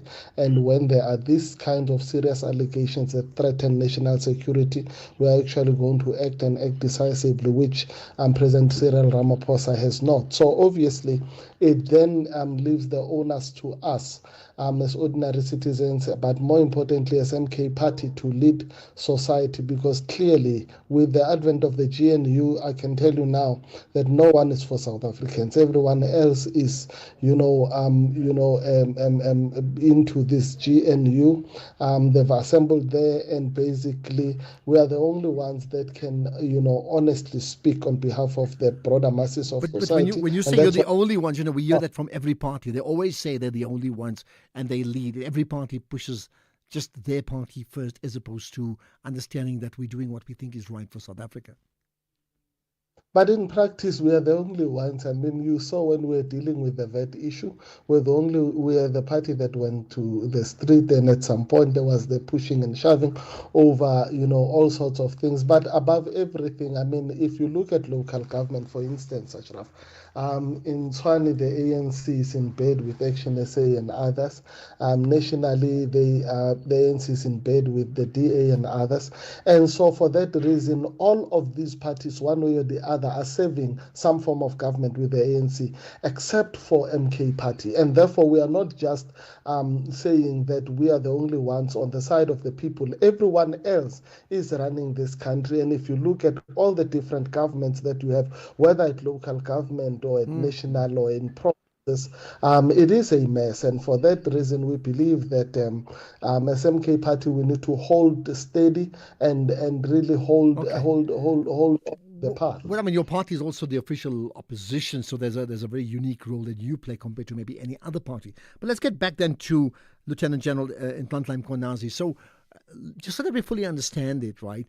I mean, the rule, the wheels have turned. However slow it's going to be, they've started turning. So, what are your expectations? So, you are having this big shutdown plan on Friday, right? How big are you expecting it to be? And I mean, when you say national shutdown, give me a perspective there.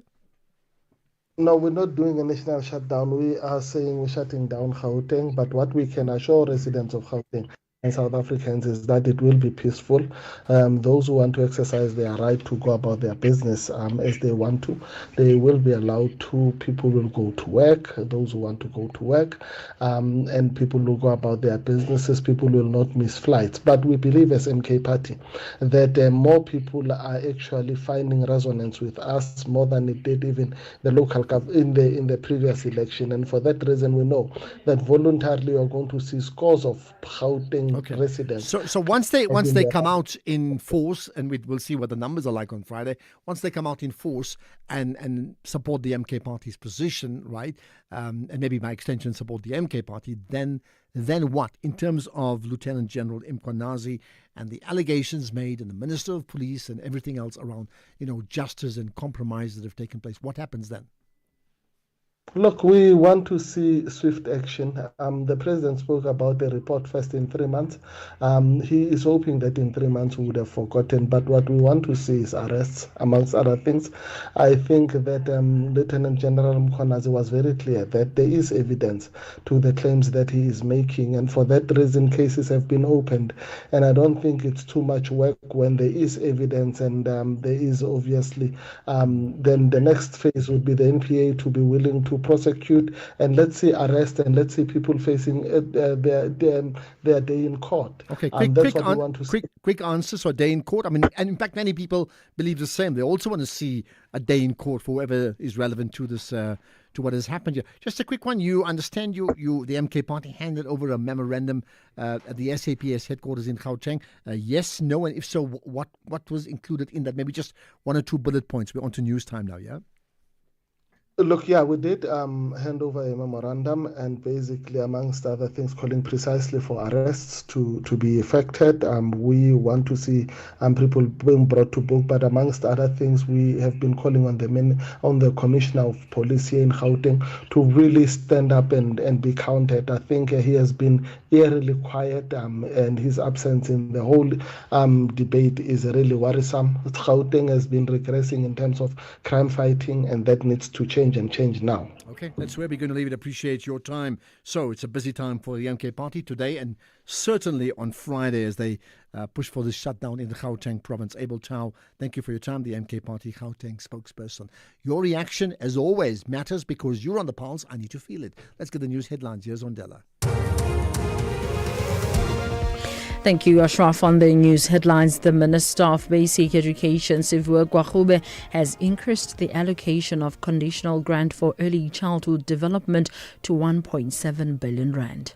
Action SA MP Dr. Khosile Tlhape has filed criminal complaints against Discovery Med Scheme and GEMS medical schemes at the Littleton Police Station in Pretoria, and trade ministers from the European Union are meeting in Brussels to discuss relations with the US following President Donald Trump's threat to impose 30% tariffs against the bloc.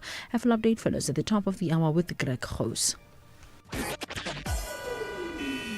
SAFM, guiding you through the rush hour traffic. Good afternoon. Starting off in Gauteng, the N12 westbound in Ridgeway has a stationary vehicle reported near Xavier Street. The N12 eastbound has a crash reported before Pitfontein Road, and Summit Road westbound in Midrand has delays at Blue Hills. In KZN, the N3 eastbound in Pietermaritzburg, queuing near Market Road, and the N2 southbound in Chatsworth has a stationary vehicle reported before the M1 Higginson Highway. In Cape Town, the N1 outbound slow moving towards Plattekloof Road, the N2 outbound is slow moving towards Bunga Avenue, and the M5 southbound slow moving towards Milner Road. With your traffic update, I'm Irma G. Stay safe on the roads. SAFM is with you. This is SAFM Sports with Tuming Khapele. Right, Tumi, you got your eyes on the Proteas cricket team, right? Go for it. Yeah, actually the match has ended and the Proteas claimed a 5-wicket win over Zimbabwe in the opening T20 Tri-Series, chasing 142 runs to win. They found themselves in trouble early with the exploits of Richard Ngarava. However, 72-run 4th-wicket partnership of Devalt Brevis and Ruben Hermans took South Africa to victory. Now, Hermans scored at 45 of 37 balls, and the Proteas play their second Tri-Series match against New Zealand on Wednesday. In football, Rulani Mokoena has been appointed as the new head coach of MC Alger on a 2-year contract.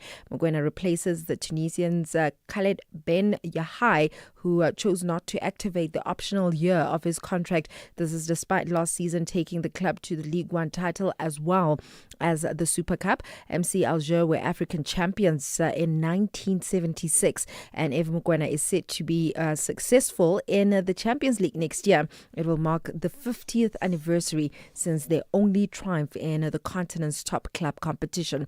Meanwhile, a first batch of referees from the South African Football Association's national panel began their preparations for the new season in Johannesburg today, going through physical testing and attending workshops to get them ready for next month's kick-off. The panel of 88 officials is made of 39 referees and 49 linesmen, and they must pass the testing in order to take charge of matches in the new Premier Soccer League campaign. In the meantime, Amajita have successfully defended their COSAFA Under-20 title. This is after defeating Malawi 3-0 yesterday in a Region 5 games final that was played in Namibia. South Africa had brought the national Under-17 team to the tournament as they also build towards the FIFA Under-17 World Cup in Qatar later this year. And star boy Emil Witbooi was in his element in this game, assisting all 3 games. Head coach Vela Khumalo says that this tournament has given them a good idea for the World Cup preparations. When we started with the tournament, we made it clear that this is going to serve as a preparation for the World Cup. Our team is going to the World Cup, and we said we are not going to take things easy.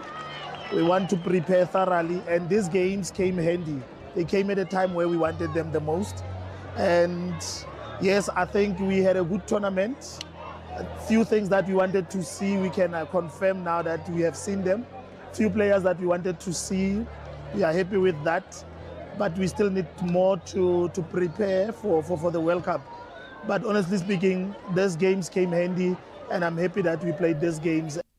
In other news, one of Team South Africa's lead choreographer, Mario Gomez, says that he's beaming with pride. This is after claiming gold and topping world rankings in hip-hop street dance at the 2025 Dance World Cup in Spain. This is after South Africa claimed 57 medals with 13 gold medals, 12 silver and 5 bronze contributed by the Mzansi Hip Hop Dance Academy.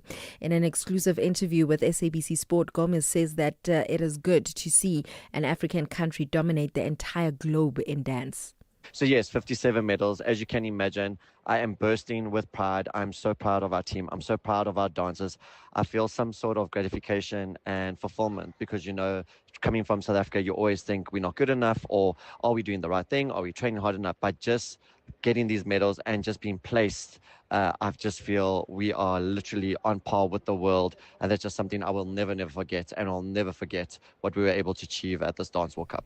Very proud, and I'm not surprised that South Africa is actually doing well in the dance department because they say in my language, "Re rata dilo," meaning we likers of things. But we've got good dancers in the country overall. But anything's off with athletics. A 70-strong team of athletes depart in 2 groups, full of confidence that they will defend their CAA Under-18 and Under-20 continental crown in Nigeria. Split into 2 because of flight availability. The first group of 50 members took off at 3 a.m. in the morning, while the second group is expected to leave around 6 p.m. on Rwandan Airways. I'll be back again next hour for more on sports. And we will hold you to that.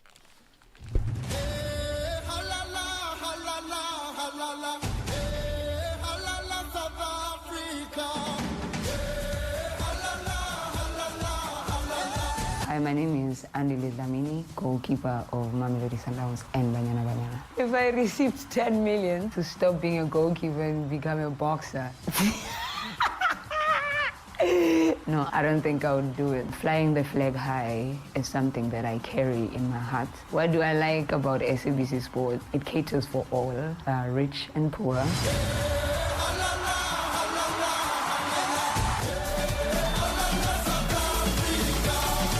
Proudly brought to you by SABC Sport. If you think you cannot afford a lawyer, think again. Clientele Legal has made professional legal services affordable for you. Whether it's a civil, criminal, or labor-related matter, we have a nationwide panel of attorneys standing by to assist you. SMS SAFM to 32195. That's SAFM to 32195 and we'll call you back. Clientele General is a licensed non-life insurer and an authorized FSP. Standard rates and terms and conditions apply.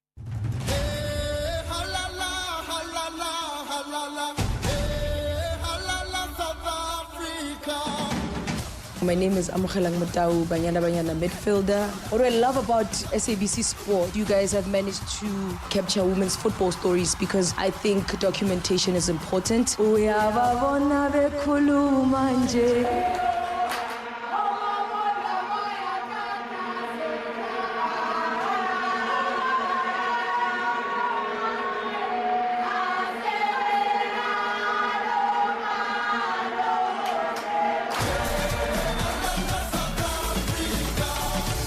Proudly brought to you by SABC Sport. Economic news on SAFM. Facts and figures you can count on. Okay, let's get to those numbers for the first time this week with Makwe Masilela. He is the Chief Investment Officer at Makwe Fund Managers. He tweets quite a bit as well. You should check that out too. Makwe, you've got news locally and globally, but firstly, let's start with ArcelorMittal. Afternoon to you. Yes, ArcelorMittal, Ashraf, remember the winding down of their long steel business has been deferred until 30 September 2025. That is the end of the 6 months agreed upon. Remember, the guys got 1.6 billion from the IDC to fund working capital, but unfortunately, major structural impediments are still there. That is, imports continue to flood the domestic market. Transnet rail issues are still there. As a result, they can only continue to operate as long as they get the financial support, which you all know is not sustainable, and their losses were narrowed by 11%. Before, they had a loss of 1 rand per share, now it's 89 cents per share. And over the weekend, Trump intensified the trade war and also geopolitics by imposing tariffs on the European Union and Mexico, and also by promising missiles to Ukraine. And it is hard to say whether the muted market response is best defined as resilience or complacency. And beyond trade, focus this week is squarely on the U.S. consumer data that is due tomorrow, and that is for more clues on the inflationary impact of tariffs. Locally, we'll be zooming into our mining production and retail sales. Bitcoin hit a record high of over 2,100 rands, supported by hopes of growing institutional adoption, and that's ahead of the highly anticipated crypto week started today in Washington, D.C. And for the second time this year, the world's most powerful finance ministers gather in Zimbabwe, that's in Durban, without the presence of the U.S., and his keeping the G20 again this week. And silver prices climbed to the levels not seen in nearly 14 years, benefiting from speculation flows. And when it comes to oil, traders weight their prospect of additional U.S. sanctions on Russia that will further tighten the global market. Brent crude is down 0.1% at $70 a barrel, and gold continues to be the main beneficiary of safe haven demand, but today is flat at 3,351, with platinum down over 5% at 1,376. Global markets are down, with the JSE down just a mere 0.4%. Rand firmed to 0.1% against the dollar, 17.90, 24.09 against the pound, and 20.87 against the euro. Right, perfect. Thanks for that, Makwe. And by the way, we'll have an hour, in fact, of the markets.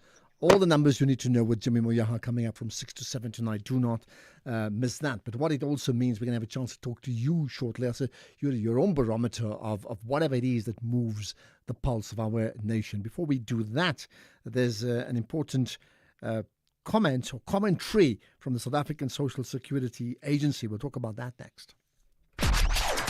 SAFM 104 to 107 nationwide. Let's have the conversation. WhatsApp voice notes on 0614 104 107. Ashraf Garda is streaming live now on Facebook, YouTube, and X at SAFM Radio. Right, so let's talk about the South African Social Security Agency, which is SASSA, right? So they briefed the public, today, about the social grants review process that the agency is currently undertaking to ascertain the eligibility of the eligibility of identified beneficiaries suspected of having additional income that was not disclosed. Does this sound very complicated to you? Let's find out more. Firstly, we're going to play some clips coming out of that briefing. The SASSA CEO, Themba Matlu, says they had to work with other institutions in getting to a point where they are now. Annually, we must review every grant. So now we had to work with other institutions to pick up the people that we think we need to review them, and working with National Treasury to say every quarter we need to have a report of how many people we have reviewed. So that in a sense then elevated and a lot of work for SASSA, which we indicated that we are looking at our plans, we are adjusting our plans, getting additional staffing capacity to assist with this project. You'll remember even during the card replacement, is a project that we did not plan. It was run by Postbank, but we had to come in and bring in additional capacity so that our people can still be served with dignity. So that's precisely what we're going to do.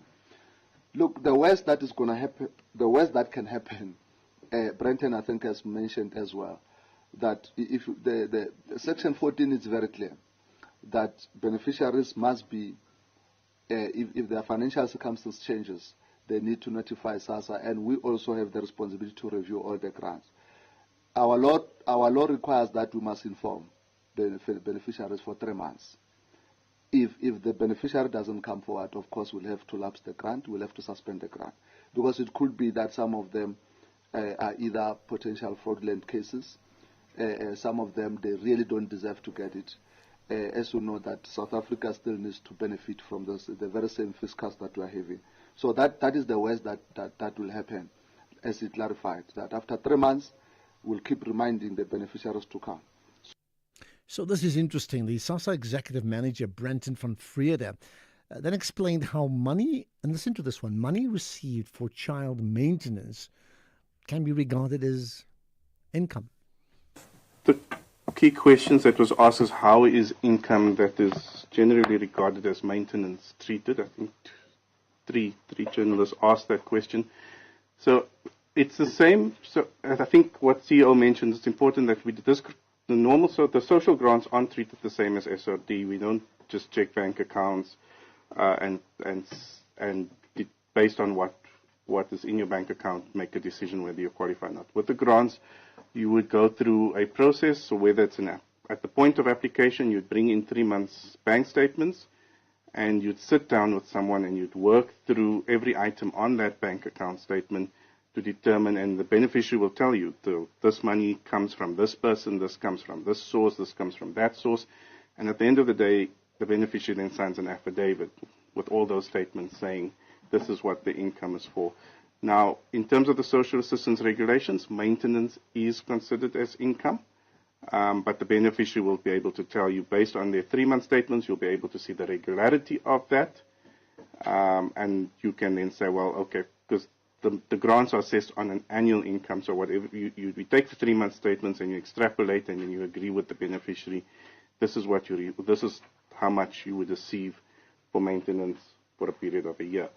On the question around the child, if the beneficiary says, well, this is maintenance I'm getting from the mother or the father of the child, for the purpose of the child, that would then go into assessing the child support grant that the beneficiary may also be receiving.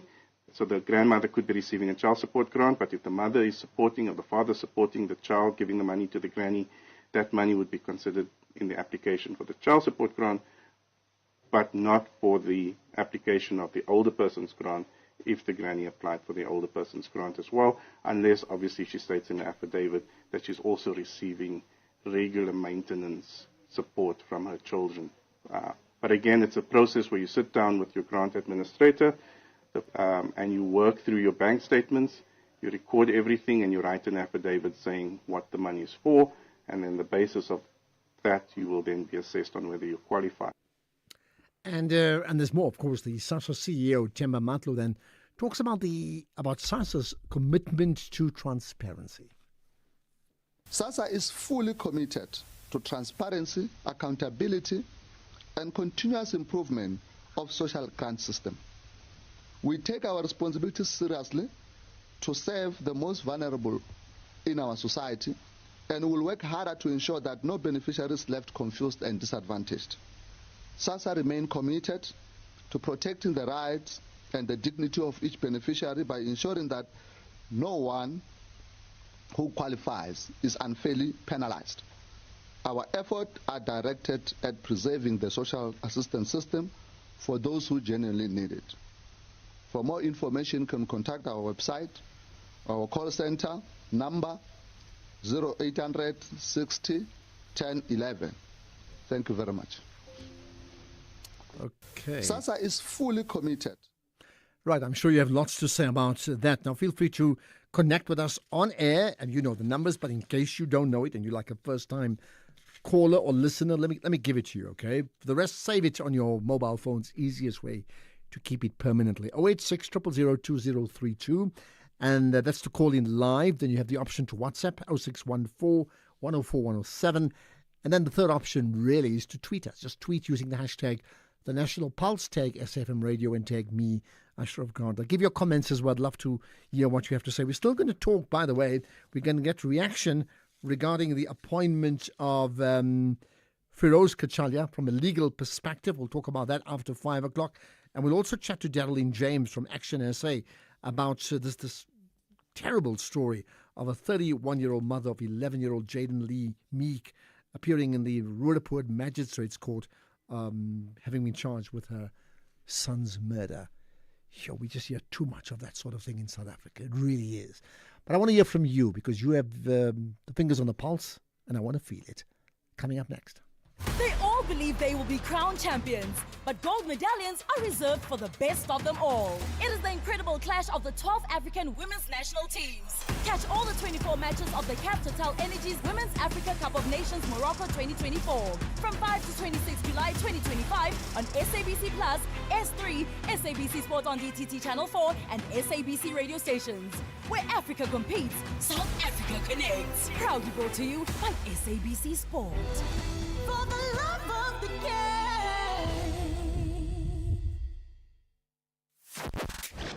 The Morning Brief. What's your sense? Pack of lies or prima facie case? I can't say whether it's either or.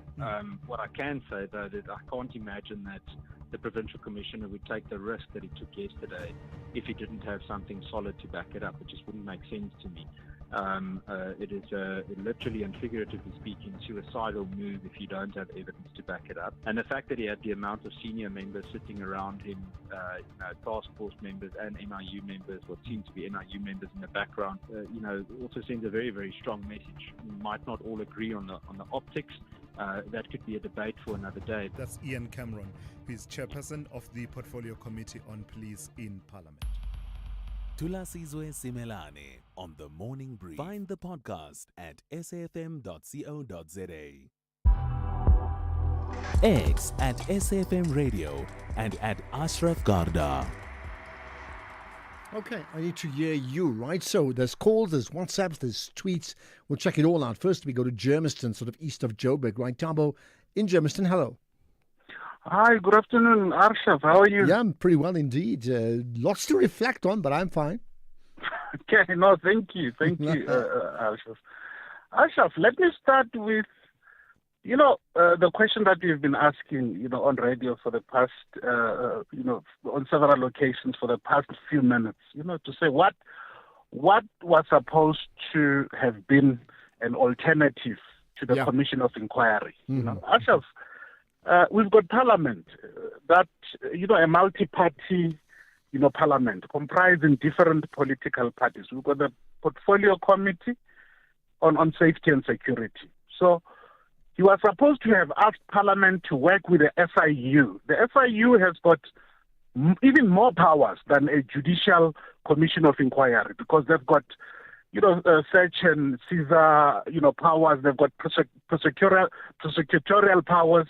So he could have said, SIU, please work with Parliament, to investigate this matter as soon as possible and make sure that, there's prosecutions, people are brought to book and things like that. Because the Commission of Inquiry, I don't want to mention the reasons that have already been advanced, by fellow South Africans, pertaining to a Commission of Inquiry.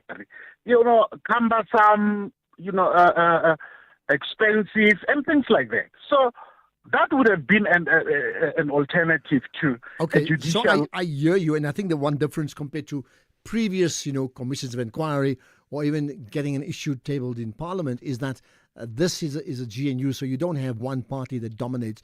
That means there has to be checks and balances within. In fact, that's effectively to a large degree what JJ Tabani himself said. So having said all of that, why then do you think that the president, with all these advisors, would not go for that route when that would appear to be the most efficient, the cheapest, and will get the least negative responses?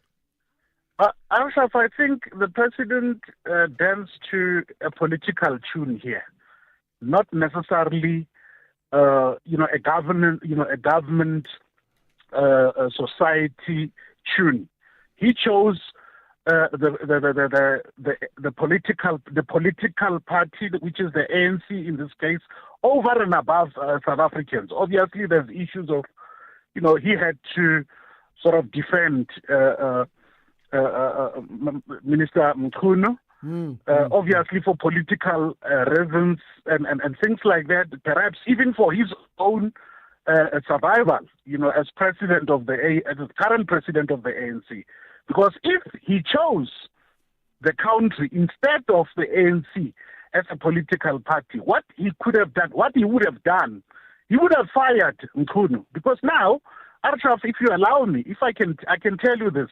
In 30 seconds, go for it quickly, yeah? Yeah, because what is at stake here, we are going to have a minister who's on a leave of absence.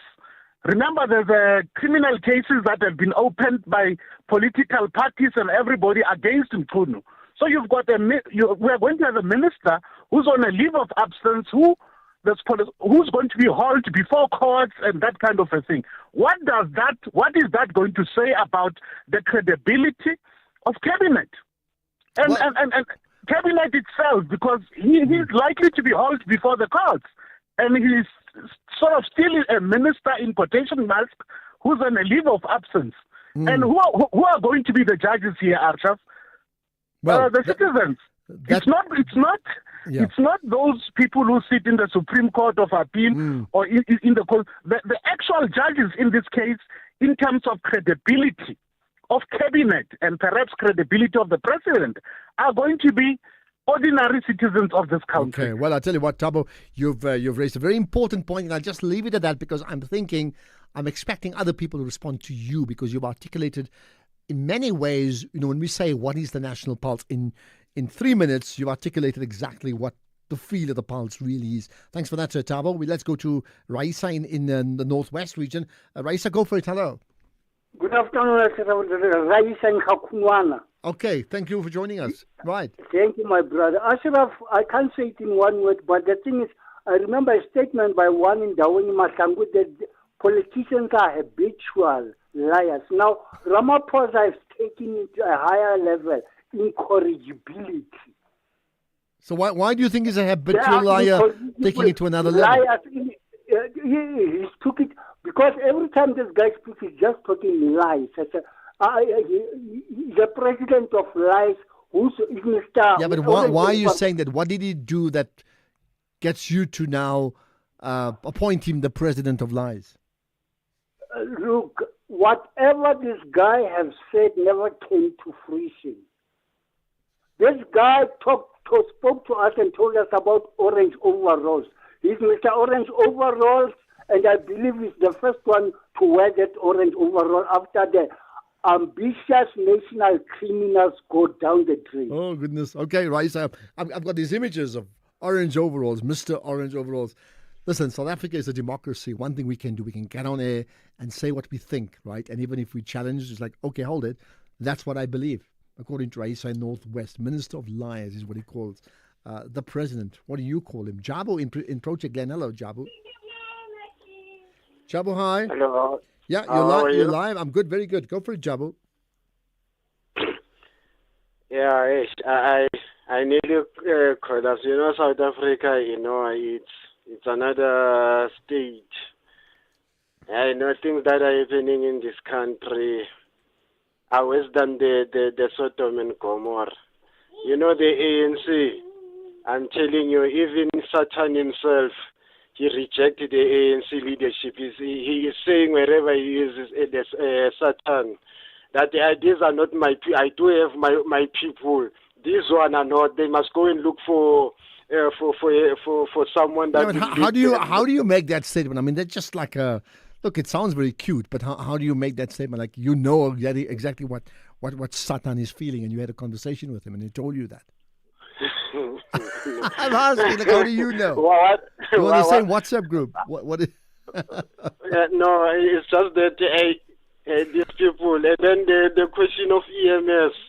you know, I had a problem with a man's baby. He was having a seizure. I phoned EMS around 1 o'clock 4 days ago. They came, these two ladies. Understand? They see this infant smiling. I said to them, don't be deceived by the smile. He was having a seizure 5 minutes ago. They thought I'm talking a fable story. Understand? And then they left without taking the child to the nearest clinic. Sure. And then all right, very quickly, we're on to news time. Very quickly, yeah. Around 6 o'clock in the morning, the seizure strike again. I had to rush her to the nearest clinic. It was the same thing. They nearly never spotted it on the spot.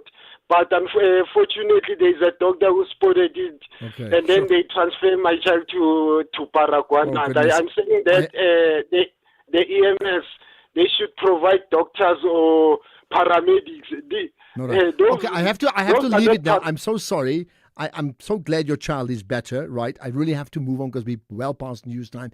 I tell you what, leave your details with Keys and Temba. We need to pick up and follow up on the story here. I'm just glad that the end result is that the child has been treated. Thank goodness for that. I can just imagine as a parent how terrible that must be. Thank you for that. Let's get the news now. It's 5 o'clock. Here's Greg House.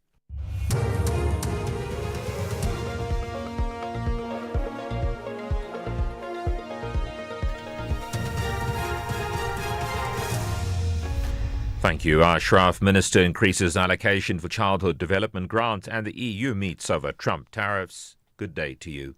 The Basic Education Minister, Siphiwe Gaqube, has increased the allocation of the conditional grant for early childhood development to 1.7 billion rand. She tabled her department's budget in Parliament. The Department of Basic Education receives a total budget of 35 billion rand, an increase from last year. Resources are focused on where the greatest need is and the greatest impact will be in the 5 national priorities. The ECD conditional grant therefore increases to 1.7 billion rand, with over 230 million rand of that allocated to the ECD nutrition pilot and 162 million rand set aside for ECD infrastructure. Our goal is very clear. Every child must enter grade R ready to learn in all respects. Our strategy centers on foundational learning, ensuring that all children can read and calculate by age 10. Action SA MP José de Klapp has filed criminal complaints against Discovery, MedScheme and GEMS medical schemes at the Littleton police station in Pretoria. As the former president of the Health Professions Council of SA, he cited allegations of fraud, intimidation and other serious criminal conduct. This follows the findings of an investigation which revealed systemic and unfair racial discrimination by major medical schemes against black healthcare providers. Action SA spokesperson Matthew George.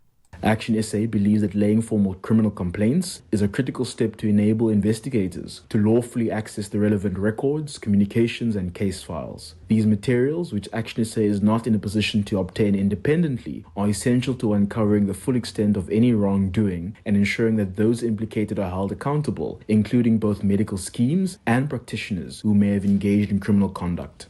The Fishers Movement of Change, representing the fishing community on the Cape West Coast, says the rights of those who depend on the sea for their livelihood have been severely curtailed. They allege more fishing rights have been given to established commercial entities rather than small-scale operators. They've staged a protest march in Langebaan today to register their concerns. This is in support of a much bigger protest at St. Helena Bay. Spokesperson for the organisers, Carmen Rogers. I speak today for every fisher, every family in every coastal community that has been pushed aside, silenced and starved of their birthright. Fishing is not just our livelihood, it is our culture, our blood and our identity. And today, that sacred way of life is being choked by red tape, political games and government failure.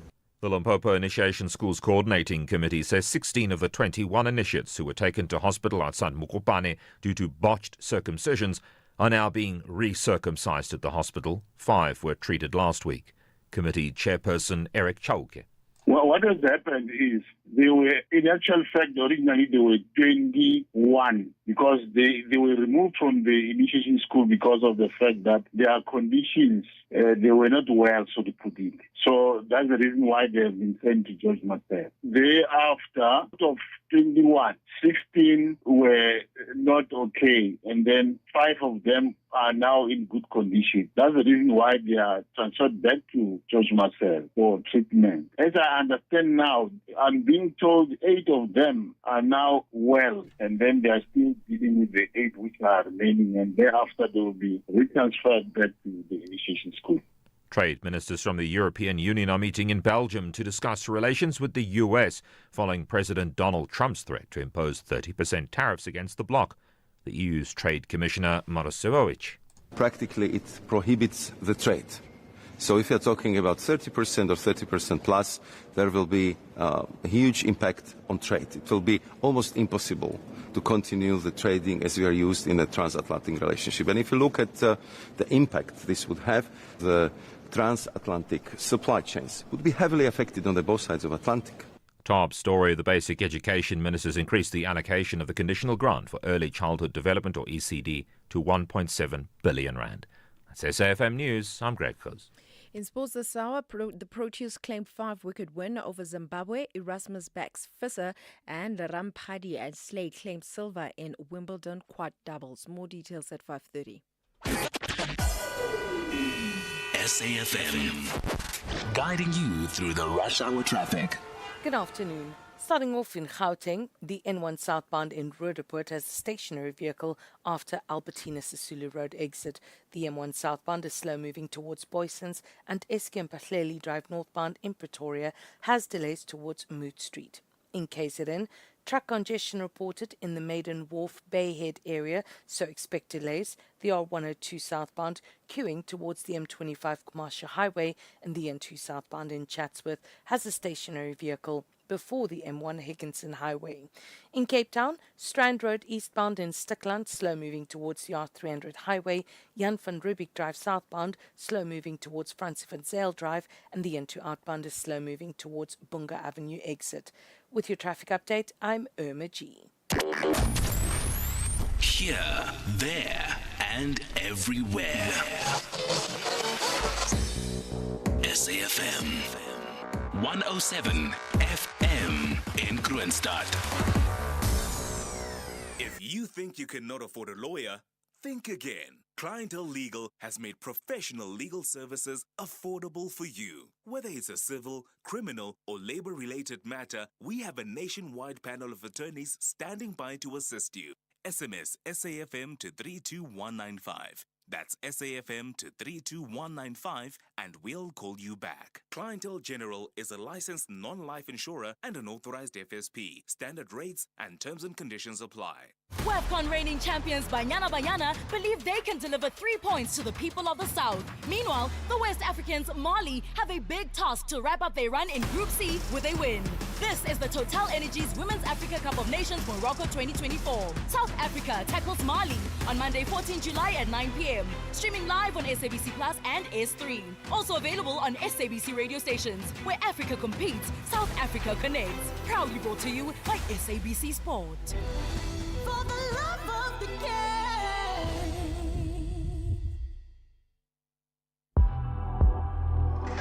Ashraf Garda on SAFM. It's so interesting. Yesterday, I tweeted in the morning and I said, what are you grateful for today? And it's amazing. Often we respond to some of the biggest issues in South Africa and the world, and many of it by its very nature is negative. And you simply say, what are you grateful for? And you hear people saying, like, I'm just grateful for the sun, the sunshine, or the fact that I'm alive and that I can walk or I can play an activity of sorts, that sort of thing. And maybe lightheartedly, because it is light, but it's profound. What are you grateful for today? I mean, just let me know. I'd really want to know. What are you grateful for today? 086 000 2032 or WhatsApp 0614 104 107. That's notwithstanding the other issues we've already spoken about. Cameroon, their president standing for another election. He's already 90 plus, right? And he's doing it again. Then that chat with JJ Tabane saying no to the Commission of Inquiry. I mean, we had too many of those. and felt there were other ways the president had to go about doing his business regarding the allegations made against the Minister of Police. And at least he should have actually axed the minister, not just put him on special leave. Why is he on special leave earning a salary? He should be gone and then maybe recalled later on if he's all cleared.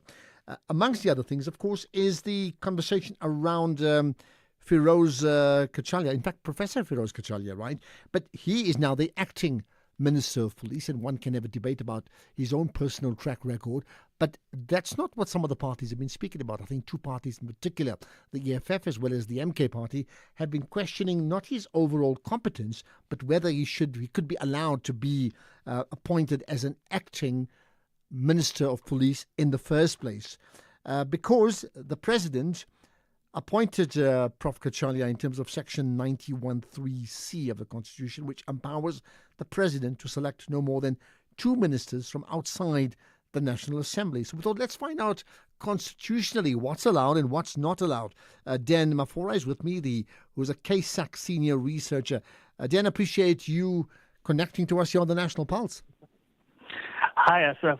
Thanks so much for having me. Thank you. Right. So let's get the facts right. There's been, two parties, you've heard me, MK Party, EFF, questioning the legality or the constitutionality of the President's appointment of now soon-to-be acting Police Minister Kachalia, right? What does the Constitution allow? What is acceptable and what can't be? So in the speech yesterday, as you just mentioned now, the President invoked Section 91(3)(c) of the Constitution, which allows him to choose up to 2 ministers from outside of the National Assembly. Now, that would ordinarily be okay if he was appointing him to a position, let's say, that was vacant.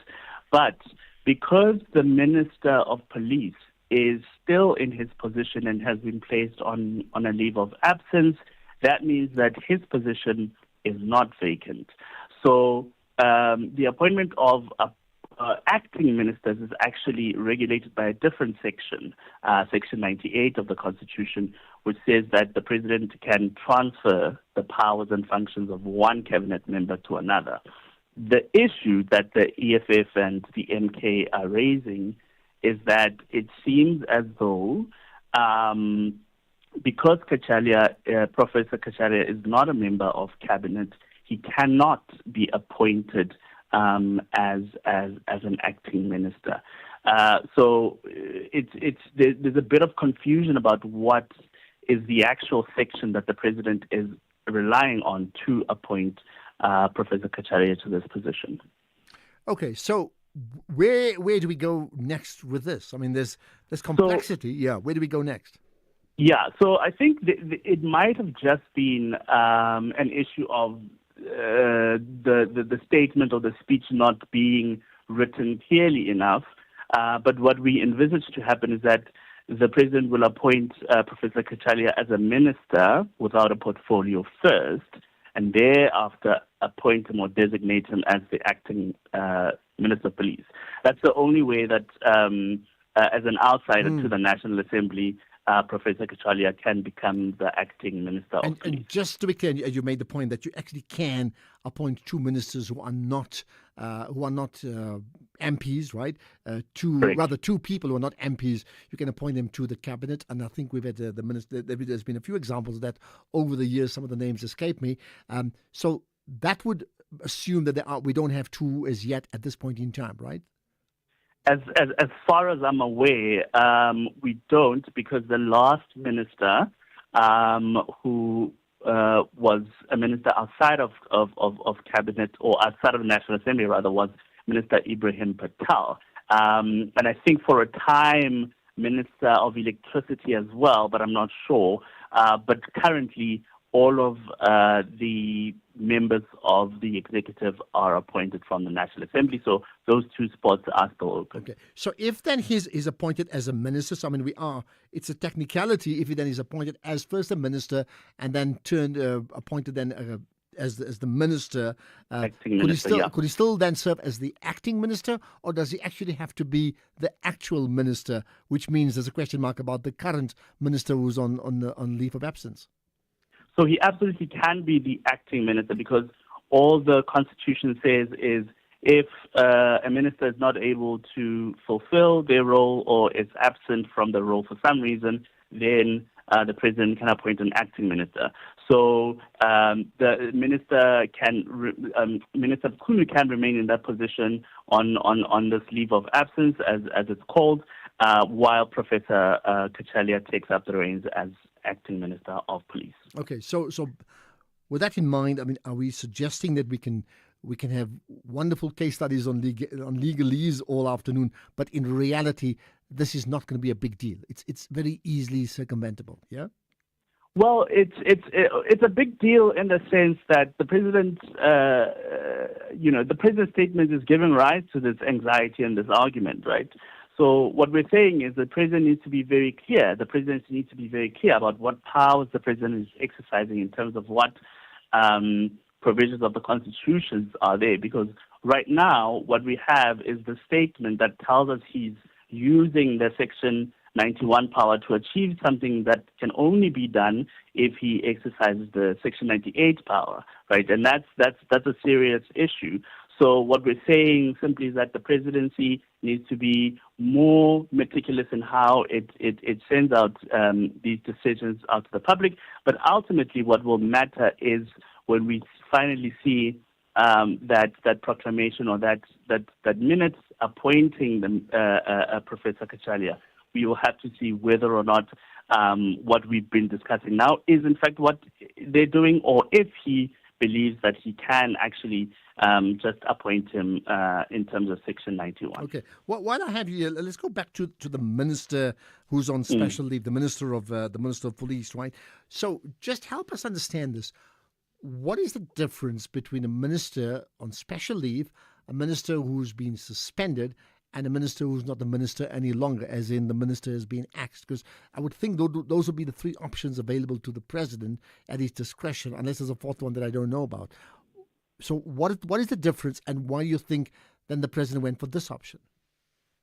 Look, I don't think these are questions that are regulated by law per se. Like you said, this is a discretionary area for the president, and we perhaps need a bit more clarity about what it means to be placed on special leave.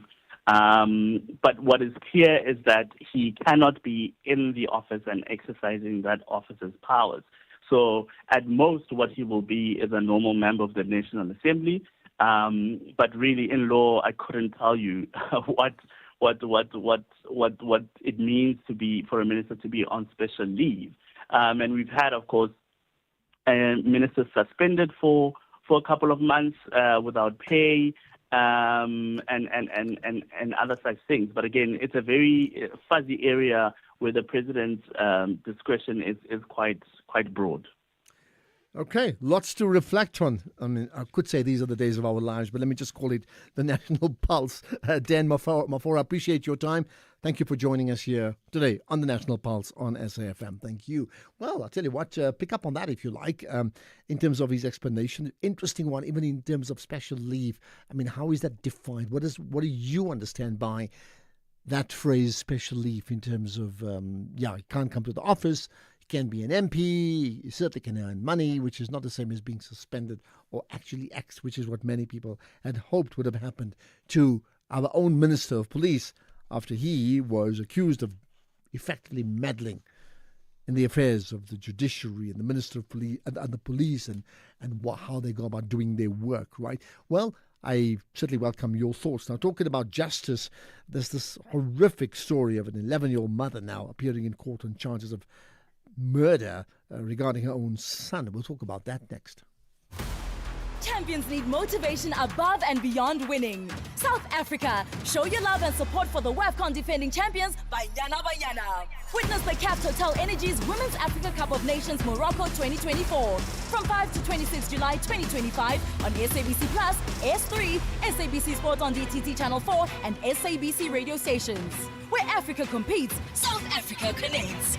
Proudly brought to you by SABC Sport. For the love of the game.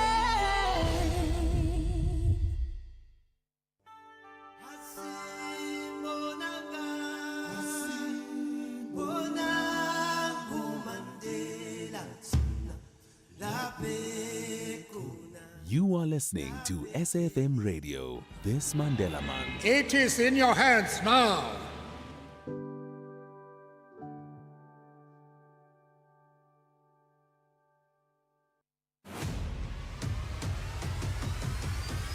Ashraf Garda is streaming live now on Facebook, YouTube, and X at SAFM Radio. Just about every day we get a big political story, we get a crime story, we get a family story, and sometimes it's family and crime. It all mixed up, intertwined, and it just upsets you. And that has certainly been the case regarding the 31-year-old mother of the 11-year-old Jaden Lee Meek, who appeared in the Roodepoort Magistrates Court this morning. And I could see certainly from the atmosphere, the amount of people from the Vleerhof area really disappointed, and that extended community with what has been the turn of events, because the mother has been charged with the murder of her very own son, right?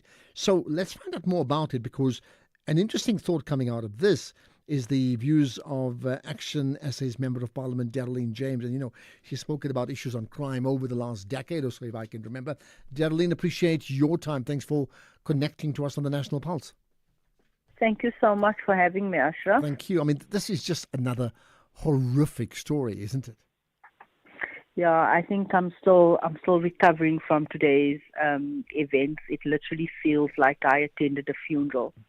I mean, seeing that mother come up from, the dark and appearing, and, although we knew it was her, but seeing her face, it was just so unbelievable that, this is the very person that was marching alongside the community. This was the very person that was getting the support from community. In fact, this was a nationwide, a tragedy that hit all of us, the entire country. And to see her coming up as the suspect arrested, I think that just hit so hard.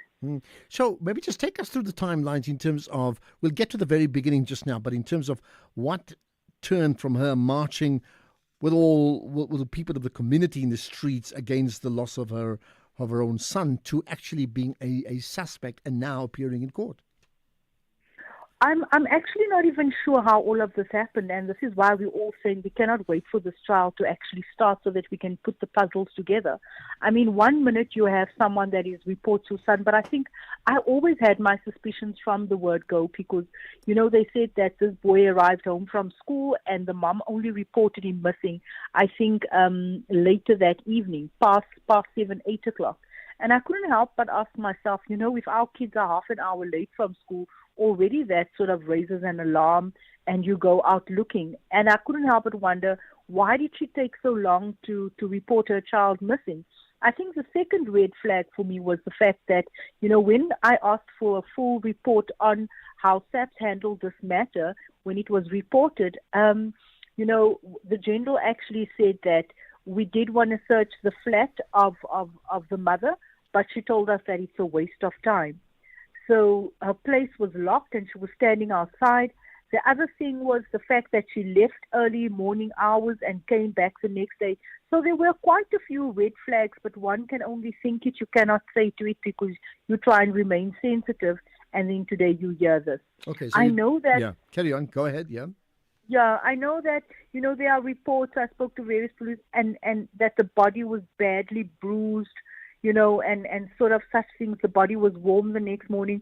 I think my greatest disappointment at this point, Ashraf, is the fact that I strongly believe that, this boy's life could have been spared. I strongly believe and firmly stand by my grounds, in terms of why didn't SAPS search her apartment? So wait, let me understand this. This is at the time when she reported the son missing, not dead, missing, right? At that time. And then you're saying the police... If you think you cannot afford a lawyer, think again. Clientele Legal has made professional... All right. Sorry, gentlemen, we just had some gremlin in the system. I do still have you there, right? Yes. Okay. So I was saying that you're talking about the time when the child was declared missing, right? But not dead, just missing. And the police actually came to the house of the mother. And at that point in time, she said there's no need to search the house it's just a waste of time. You're talking about that in particular, right? You're saying that it's possible the child would have been alive and possibly in the house at that time, yeah? Definitely so, because if you look at where the body was found the next morning, it was meters away from, like literally a door away from where Jaden resides, close to the staircase. And you listen to the security, the reports of the security just covered him with a blanket. And then I ask myself, why did he just cover this child with a blanket early morning hours? Has this happened before? Has he seen Jaden, sleeping on the staircase? Was there? And this is just my mind running wild with me in terms of that. But I firmly believe that, today we had such a big deployment of SAPs. And I was sitting and thinking, if only all of these members, because this is a child, this is a minor whose life was clearly in danger. When you report a minor missing, it means that that poor child is at risk. And it means that we need to deploy all stakeholders, all avenues need to lead to that alleged crime scene where that child went missing. And on that evening, only one vehicle went out with 2 members, and mind you, they actually sat in their vehicle. So today when the Deputy Minister says, SAPS has really done well in terms of this investigation, and yes, they have, I commend them, but it's almost too much too late. If only you guys had acted on the night when she allegedly reported him missing, instead of only acting when you found a body, we could have had a different outcome. So someone like yourself, I mean, you're an MP with Action SA, but I mean, you've worked the crime beat as an activist for many years, right?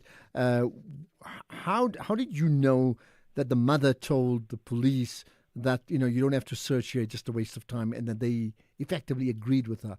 How do you know that? This matter, there was a delay in sort of attending to this matter. The community was frustrated by the initial response from SAPS. And I had community members, activists approach me and say to me, Dee, you serve on the portfolio committee for police. This is the situation. And that's when I started probing. That's when I summoned the station commander to Parliament to come and give account, because often we find that all of these ills happen and our community are not satisfied with the service from SAPS, but we never see from the members themselves who fails our community. And I sort of wrote to the portfolio committee, and I requested a full report on what transpired on that night, and also, what resources were deployed. And when the very General Sibia came and he gave a report, the one that's embroiled in these allegations by General Mokonaze, he came and he gave a feedback. And his feedback was all of 5 minutes. And I said, have you been demoted to the station commander now? Because we specifically asked for the station commander because we wanted to understand what was the response time, what units were activated, what did you do, how did the search happen, where did you search? Those were the questions that we wanted to ask. But they didn't allow us to ask any questions because they said we're going to compromise the investigation. But although I made it clear and I said, I'm not going to compromise the investigation, I want to speak to the issue of SAP saying to the mother, go back home, go and get a photograph, go and get 1, 2, 3. Those are all delay tactics.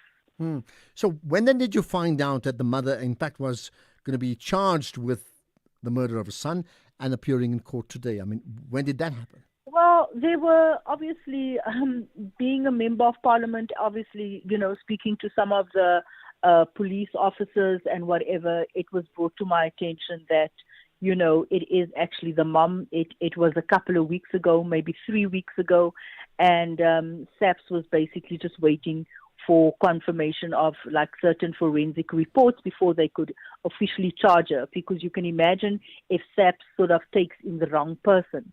I don't think South Africans would be happy. That would be secondary trauma to this mother. So SAPS really needed to sort of cross their T's and dot their I's and ensure that they actually have a good case, a case that would stand, that would make it, for trial and everything. And they did exactly that. And with that, I can commend them. Okay. So just lastly then, A, what happened today? That means in court. And B, what was the mood of the community? I certainly saw the courthouse was very, very full. Yeah, it was very full. I think South Africans, the court, the community, I think everyone is just in shock. I think we're in shock. I think I've hardly recovered from the Jocelyn and Kelly situation, and now this. So she briefly appeared. She had on a cap and she had a mask on. And it was actually the first time since the death of her son that I actually saw her show some remorse, where I actually saw tears. She's never cried, or at least I've never seen her cry on any interviews, at the funeral or anything. She's always seemed a little bit disconnected. But today when she was standing there, I could tell that I'm not sure if she's crying because she was caught or if she's crying for her son. Okay, that's where we're going to leave it. I understand there'll be this bail appearance application on Friday, right? Geraldine James, thanks for your time. Action SA MP, reflecting now on the 31-year-old mother of, that's Tiffany Meek, who is the mother of 11-year-old Jaden Lee Meek. And Jaden, unfortunately, dead. And Tiffany, the mother, being charged now with the murder of her son. Wow. 5:30. Here's the news headlines with Greg Host. A look at the headlines of this hour. The lack of maintenance of government buildings in the northwest has led to the closure of the provincial offices of the Department of Agriculture. The Basic Education Ministers increased the allocation of the conditional grant for early childhood development, and Nigerians are waiting for the return of the mortal remains of former President Muhammadu Buhari from the UK, where he died yesterday. There's a full update at 6 o'clock. SAFM, guiding you through the rush hour traffic. Good afternoon. Starting off in Gauteng, the N12 westbound in Alberton is slow moving towards the R59 Reading interchange. The N1 southbound in Roodepoort slow moving towards Main Reef Road Bridge, and Summit Road westbound in Midrand has delays at Blue Hills. In KZN, the N2 southbound in Isipingo Way crash is reported after the Prospection Road exit, queuing traffic in both ways. The N3 westbound in Pietermaritzburg has a stationary truck before Market Road, and the N2 southbound a stationary vehicle before Spaghetti Junction. In Cape Town, the R300 southbound slow moving at Butler Ray Road off-ramp, Baden-Powell Drive westbound in Khayelitsha, slow moving towards Jafta Masemola Road, and Bosmansdam Road eastbound in Summer Greens, slow moving towards the N7 highway. With your traffic update, I'm Irma G. Stay safe on the roads. SAFM is with you. This is SAFM Sports with Tuming Kapele. All right, Tumi, let's get to cricket firstly, and then we'll get your predictions just now. Yeah, starting off with cricket this hour, where the Proteas claimed a 5-wicket win over Zimbabwe in the opening T20 Tri-Series, chasing 142 runs to win. They found themselves in trouble early with the exploits of Richard Ngarava. However, a 72-run fourth-wicket partnership of Develop Rivers and Ruben Hermans took South Africa to victory. Hermans top scored at 45 of 37 balls, and the Proteas play their second Tri-Series match against New Zealand on Wednesday. In rugby, Springboks coach Rassie Erasmus has thrown his support behind number 8 Jasper Visser, who was sent off early in the match during South Africa's emphatic 45-0 win over Italy. Now, Visser received a red card in the 20th minute for foul play, but despite being a man down, the Boks showcased dominant, enterprising rugby to secure a 2-0 series sweep at the Nelson Mandela Bay Stadium. Meanwhile, in football, Rulani Mokoena has been appointed as the new head coach of MC Alger on a 2-year contract. Mokoena replaces Tunisian Khaled Ben Yahai, who chose not to activate the optional year of his contract. This is despite last season taking the club to League One title as well as the Super Cup. MC Alger were African champions back in 1976, and if Mokoena is said to be successful in the Champions League next year, it will mark the 50th anniversary since their only triumph in the continent's top club competition. Meanwhile, Banyana are shifting their focus to their next clash. It's against Mali at the Women's Africa Cup of Nations today. South Africa played to a 1-1 draw with Tanzania and top of Group C with 4 points. And Ellis says that they will continue to take it one game at a time and refuse to think too far ahead. I think it's too early to talk about titles. It's too early to talk about defending. There's still a long way to go and there's still more games to be played. So for us, it's one game at a time. We don't want to think too far ahead because then you lose focus of what's right there in front, and right in front of us is the next game. Remember, they're already through to the quarterfinals of the tournament without having played a game.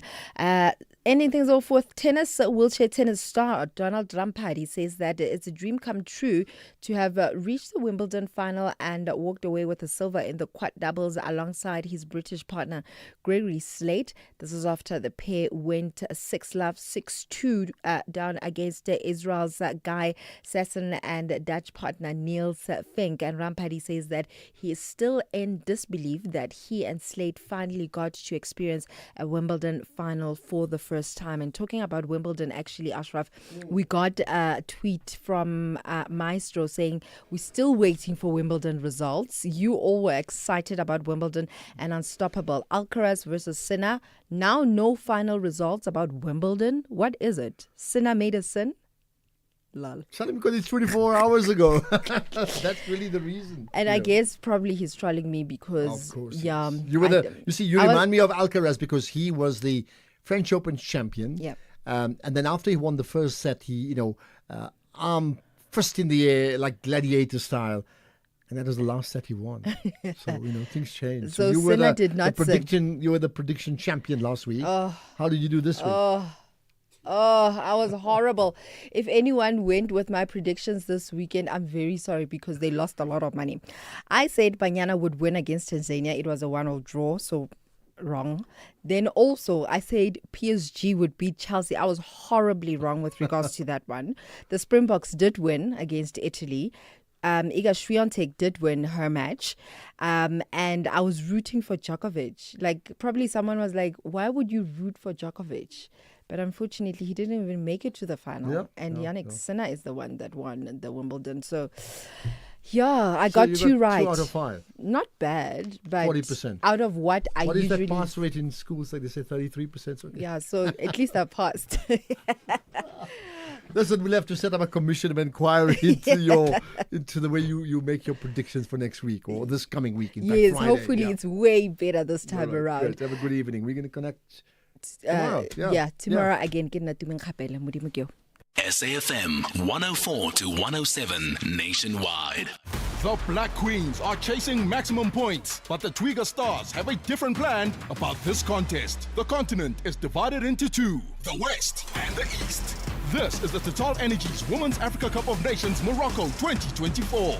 Ghana versus Tanzania on Monday, 14 July at 8:30 p.m. Streaming live on SABC Plus and SABC Sport on TTT Channel 4. Where Africa competes, South Africa connects. Proudly brought to you by SABC Sport.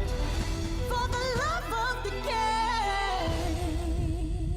Night Talk with Oliver Dixon.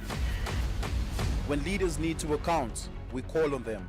When society needs to debate, reflect, and advance, we're here to have the conversation. Join me, Oliver Dixon, on Night Talk every Monday to Thursday from 10 to 12 midnight. Economic news on SAFM. Facts and figures you can count on. Talking about counting, let's get to the SAFM Money Market Update. In fact, that starts at 6 to 7, hosted by Jimmy Moyaha. But to set the scene, Jimmy, you want to touch on the G20 finance meeting. Tell me about that.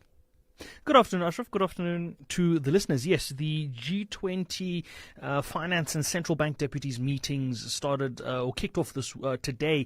They're on this week in the KZN province, and National Treasury is hosting central banks from around the world. Interestingly enough, absent from that is Treasury Secretary of the US, Scott Bessent. We're going to take a look at that. We're going to speak to the B20 SA Sherpa representative in the form of Kaz Kuvadia. He's, of course, formerly from Business Unity South Africa. So we're going to get a sense of what is the focus at the moment for a G20. We know that we're getting closer and closer to the G20 gathering happening in November this year. And we know that throughout this year, we've been having various conversations around the role of the G20 gathering and where South Africa fits in as the hosts this year and as the presidents of the G20 G20 bloc, rather. We're also going to take a look at the developments out of PRASA, the Passenger Rails Agency of South Africa, where we're looking at the developments on the maintenance side of things. Around 7.5 billion rands has been spent on idle trains. The trains aren't back on the rails, it seems. We're going to take a look at that and try and make sense of where the monies have been spent, what's going on at PRASA, and when we can expect those trains to be added back to the commuters' travels. And then we're also going to take a look at the automotive side of things in light of the tariff conversation that's been taking place. We looked at it last week from an agricultural perspective around what the impact or potential impact of US tariffs would be on the agricultural sector. We're going to take a look at it from an automotive sector perspective and try and make sense of that. And then we're going to wrap up the show with a digital drive segment. We're going to be taking a look at the latest shift from the likes of Samsung to introduce foldable phones and flip phones and see how they are faring in the market. Before we get to all of that, the other side of the markets, in the form of equity markets and others, have had a red day for the most part. If we look at equity markets throughout the world, the Hang Seng and the mainland China index were the only Asian markets in the green. If we look at European markets, the DAX and the CAC 40 were in the red. The FTSE was up about 0.5%, but as I said, the DAX was down 0.2% and the CAC 40 in France 0.4% in the red. If we look at the Nasdaq at the moment, up about 0.1%, while the S&P is marginally flat to slightly in the red. Resources on the local front were up 0.5%. They were offset by the 0.4% or almost 0.4% losses in financials and the 0.9% loss in industrials that we saw. As a result, the all-share down 0.4%, the top 40 down 0.4%. The rand, 17 rand 88 against the US dollar, 24 rand 7 cents against the British pound, 20 rand 92 against the euro, almost back at 21 rand there, and 11 rand 74 against the Australian dollar. Those that have been keeping an eye on the crypto world will know that Bitcoin reached new all-time highs over the course of the weekend and today, currently at $120,000 a Bitcoin, or 2.1 million rand, 2.15 million rand per Bitcoin there. So Bitcoin prices moving to the upside despite that rand price or the rand dollar exchange rate still sitting below 18 rand. If we look at the commodity prices before we go, platinum pricing 1,419, palladium 1,240 odd dollars a fine ounce, gold 3,350 odd dollars a fine ounce, and the Brent crude price is back below $70 a barrel after having been above $70 a barrel for the most part of the day. It's seemingly fighting that $70 a barrel mark. We'll keep an eye on that and see how that continues to play out. I'm going to have a chat with Makwe Masilela on the movements of the markets for the day, but that happens when we come back a little later on. For now, Ashraf, back to you. Right, perfect. You have a great show coming up 6 to 7. And then Michael Amerson from 7 to 8 with Top Sport. Lots to consider. And Oliver Dixon comes up much later, I think 10 o'clock at night, 10 to midnight, right? So everything else and more here on SAFM. But what's important is, you know what? You're next. You're on the pulse. Ashraf Garda is streaming live now on Facebook, YouTube and X at SAFM Radio. Okay, I need to get to hear your thoughts. So what we'll do, we've got 15 minutes to talk to you thereabouts about all things that truly matter that's been uttered on the show today. So what do you feel? What do you feel about the Cameroonian leader going for another term at the age of 90 plus? What do you think about that conversation with Daryl James regarding the mother of Jaden Lee Meek appearing in court, being charged with murdering her own son? What do you think of that conversation about Firoz Kachalia that I had with Dan Mofora around just the technicalities? And that was really fascinating. And then much earlier on today, we had a chat with JJ Tabane, just reflecting on what might have been in terms of the president, and asked him one word to describe the president's decision-making. And he said something like indecisive. He just doesn't make good decisions, something along that line. So what do you feel? I mean, there's a couple more things that you may want to raise, including the MK party effectively protesting today and doing the same on Friday, in fact, all in support of Lieutenant General Mkhwanazi. And there's many other things going on too, right? Peter in the Northwest, let's get your thoughts. Hi, Peter. Yeah, good evening. How are you? I'm very good indeed. Thanks for connecting on the National Pulse. Yep. Yeah, you know, I always want to comment whenever you are presented. Much appreciated. Yeah, go for it. But I have a concern, Yeah. There are the last program that I think 2 months or three months ago, where a woman, his child was kidnapped, something like that. Yeah. Not knowing that he's the one who did everything, he blamed the foreign nationals. Now, this one has come today, but there's not been any follow-up on that to clarify that issue on the air. When these things are happening, I'm just happy that this woman did not use the word foreign nationals this time to paint the foreign nationals so badly that even the, what do you call them, Operation Dudula. Yeah. I'm sure that lady is busy preparing to register his party by using foreign nationals as scapegoats. So, but I'm very happy that this lady did not use the foreign nationals to say the foreign nationals has kidnapped his child. So please, let's always support wrongdoings of people when they do some things wrong like this. And I like the sister, the lady who is, commenting here today, and he's never been negative about what he's presenting. He has been positive. So I like the way she's presenting, the way she's answering. Thank you very much. Thank you. That is, of course, Darrell James referring to, who's an MP with Action SA and been an activist around anti-crime for, I think, well over a decade, if not more. Peter, appreciate your call. And I think you're right. Sometimes, people just slant and slur people just because, it's convenient to do just that, and that's just wrong. Thanks for that. Siyanda in Kariyega. Siyanda, hello. Good evening, Ashraf. Good evening. Yeah, you put your town on the map now. Yep. Yes. Ashraf, a country is run or managed on the rule of law, not by public opinion. True. One of the things that the president is doing is applying the law. It doesn't matter whether my emotions or whoever else's emotions may be. If a president were to run a country based on emotions, then we wouldn't have a country to begin with. Due process is what is needed. I would like to see any South African who would come on the show and say, if I am accused of doing something in my manager or work, I must be summarily dismissed. I would welcome that on myself. I would like to see that person say, I would do that. But there's not even one soul on earth who would want to be summarily dismissed without giving an opportunity to defend oneself, whether something that was said by Nkomazi is true or not.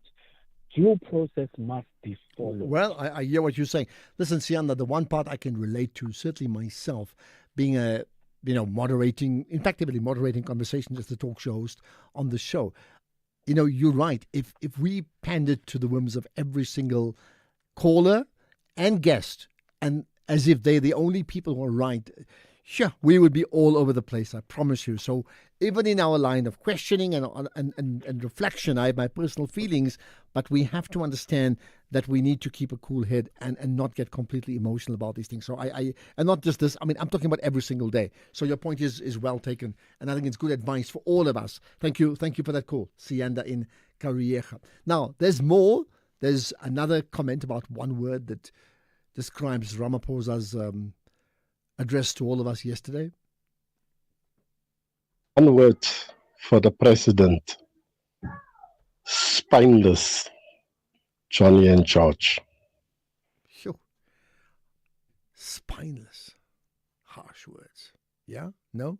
Maybe? Assalamu alaikum, Ashraf. It's Anonymous here in Mpumalanga. In relation to the State of the Nation address yesterday by the president, it was well anticipated. We knew that another commission will come. But I can tell you, Mr. Ashraf and the SAFM listeners, that as long as there's Phala hanging and there's also CR17 sealed, this country is not going to get better. You'll find out that cartel or whatever you call them, that syndicate, they might have donated to the CR17. So it's quite difficult for the president to act decisively. I so move. I thank you. Oh, thank you, Salam. I much appreciated. I tell you what, besides the allegations against the Minister of Police, just the level of allegations that had been made, right? I mean, I did think even in last night's talk, yes, the president, and I'm going to watch it again today, right? I think the tone was like very, very off-key to a degree. Like, this is a crisis. It's a big deal. And because it goes all the way to the top. It doesn't talk about one police officer in a police station that's corrupt. It's actually saying there are multiple layers of corruption in the police service, and it goes all the way to the very, very top. And it includes business people and other politicians. Sure, man. You can't just chill when you hear that, can you? Good day, Ashraf. This is Bike in Cape Town. I just want to quickly respond to what JJ has just asked. What is this Commission of Inquiry going to do? It is going to do precisely what it has actually been set up for. Remember, we know and understand that this is not going to be an ABC easy task to do. All issues must be investigated, even including those who are implicated. Natural justice, the principle thereof is that person must be given an opportunity to account. The old alteram patem, that is the principle. So it is actually going to, the commission will have to investigate matters accordingly, and people must actually come forth to account. That is the purpose of this commission. A direct reply to JJ. Thank you. This is Baki in Cape Town. Thank you, Baki. Well, I hear you about natural justice. I think the question has been with many others that these commissions just take far too long and then nothing happens. That means there must be a sense of urgency. Can we nail that down at least? Nelson Mandela once said, "There can be no greater gift than that of giving one's time and energy to helping others without expecting anything in return." What's your Mandela Day game plan this year? Why not lace up those sneakers and hit the ground running at our annual Mandela Day Walk and Run on July 19th at the DP World Wanderers Stadium, Ilovo. You can walk 5Ks, run 10 and 21Ks, and still have enough energy to have fun. It's a whirlwind of fun and laughter, all for a fantastic cause. Every cent goes to support the excellent work of the Nelson Mandela Foundation. Enter on mandeladay.com or register for the virtual race on fundnation.org/Nelson Mandela. See you there. If you think you cannot afford a lawyer, think again. Clientele Legal has made professional legal services affordable for you. Whether it's a civil, criminal, or labor-related matter, we have a nationwide panel of attorneys standing by to assist you. SMS SAFM to 32195. That's SAFM to 32195 and we'll call you back. Clientele General is a licensed non-life insurer and an authorized FSP. Standard rates and terms and conditions apply. Let's have the conversation. WhatsApp voice notes on 0614 104 107. Right, let's hear it. I'll tell you what, that conversation about the child, the 11-year-old child killed in, and then the mother being now accused of murdering the child. I mean, I hope it never, ever happens to anyone close to you, to me, to anybody. Never, right? Having said that, there are people who have experienced the trauma in a community of that sort of thing.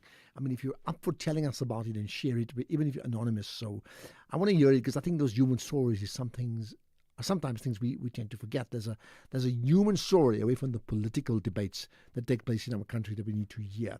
Mtunzi is saying this listener who is saying he's happy Operation Dudula didn't say foreign nationals kidnapped the child. He himself is slurring South Africans. Okay, points taken. And there's more about the president. Hello, Ashraf. Regarding your question about President Ramaphosa's address yesterday, Ashraf, I don't even want to get into the content of what he said. It's how he said it. The president, for me, does not project confidence. He's reading. I think my 8-year-old can do exactly that. Just read what is there, no emotions, nothing. Really, for me, Ramaphosa is just, it doesn't project confidence for me. Thank you. Thank you. Well, I mean, you know what? I mean, here's my thought. I mean, I accept the fact that from a legal perspective, he can't sort of sway off script too much because, then he lands, he could be in danger of actually pronouncing on issues which could be problematic. But I do agree with you, and not just last night, on many occasions, he does come across as devoid of emotions. And I think that's to the detriment of him. You like to hear people who are like, I mean, even if he says to the nation, I mean, he's South African, so we know the language. There's nothing wrong. It's like when he says, people, I am hurtful about this. How can this be? You actually want him to speak like that. I want him to speak like that because I think that resonates with all of us. This sort of top level speak doesn't fit. Not doesn't always doesn't fit well with the masses. So I actually hear you. I'd love him to be very off script, and he doesn't. Thanks, Dr. Tabani, for your interesting insight. I think there's a big problem with the terms of reference of this commission of inquiry, because instead of investigating one particular allegation against the minister, the president has opened the floodgates for all manner of input about general corruption and malfeasance and wrongdoing in the police force. And that means we're going to have months and months and months of submissions instead of dealing with the problem at hand. I think he's deliberately made it broader to give himself time and to let things get diluted and not actually deal with the problem. It's Larry in Vrygrond. Okay. Larry, a very interesting take. So you think it's very intentional, which takes the heat off many, many people. I wonder. Here's another. Tim says, Ashraf, hundreds of mothers murder their children, dump them in their bins, fields, whatever. Okay. I hear you. Good afternoon, Ashraf. Ashraf, to attack Cyril Ramaphosa or to criticize him, I think it's a wasting of time. Why? Because Cyril Ramaphosa, he aligned himself with the policy of the organization that he followed. Because remember, the ANC policy said, any of our cadres, if he's involved on corruption or allegations, you don't have a right to remove him from the office up until he's proven guilty. That's what Ramaphosa is doing. Thank you. And you see, Nani may agree to say he would be, whereas the popular opinion, including JJ Tabani's, and the popular opinion is like, hey, come on, just get on with it. Just show how decisive you are. Obviously, listen, whether you like him or not, Ramaphosa doesn't act alone, and maybe you could say, thank goodness he doesn't, because you'd want to be consultative. I think Mandela was consultative. You have to be consultative with your brain's trust. I mean, which leader operates in this world without doing just that? So, in him being consultative, I mean, he would get, his party advice. He would get senior people within government, but he would also get the advice from a legal perspective, as he has to, right, to make sure he gets it right legally. So.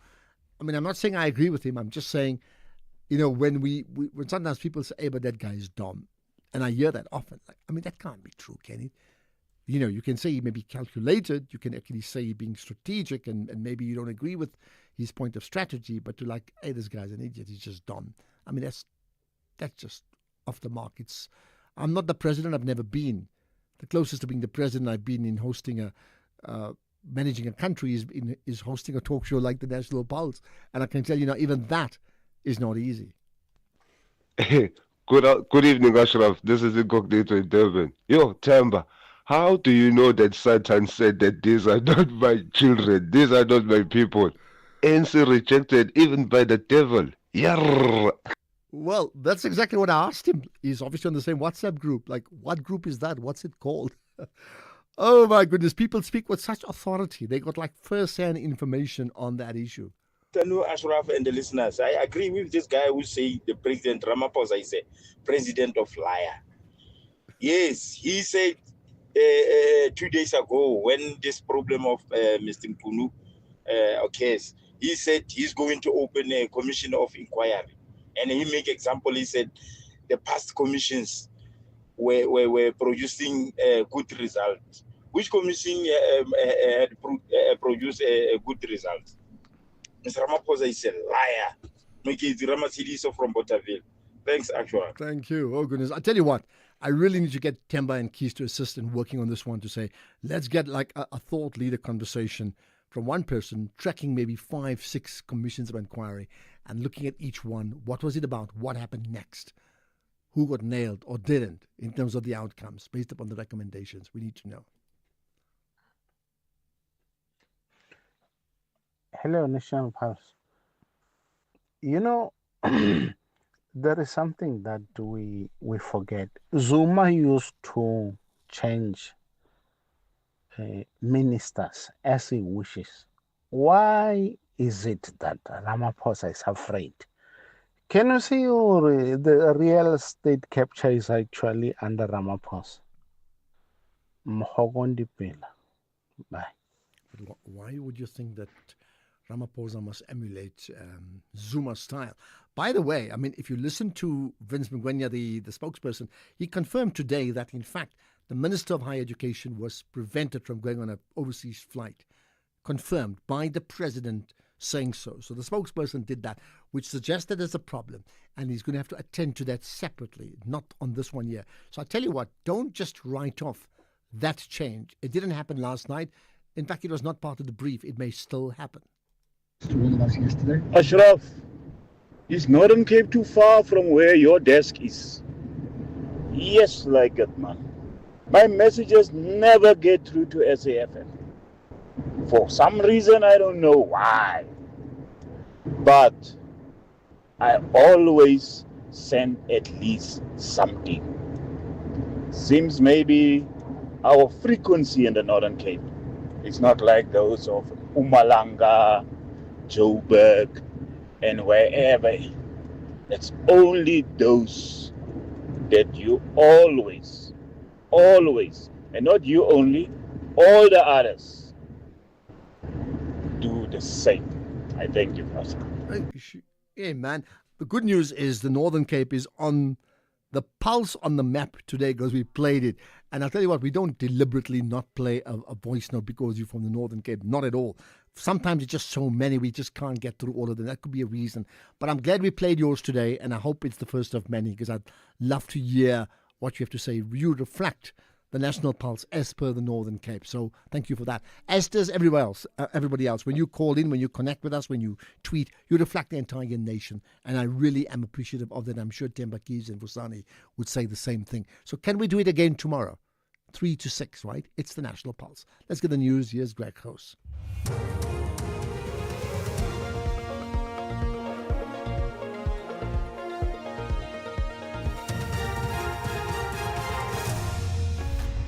Thank you again, Ashraf. The Northwest Agriculture offices are closed and Minister increases allocation for Childhood Development Grant. Good evening.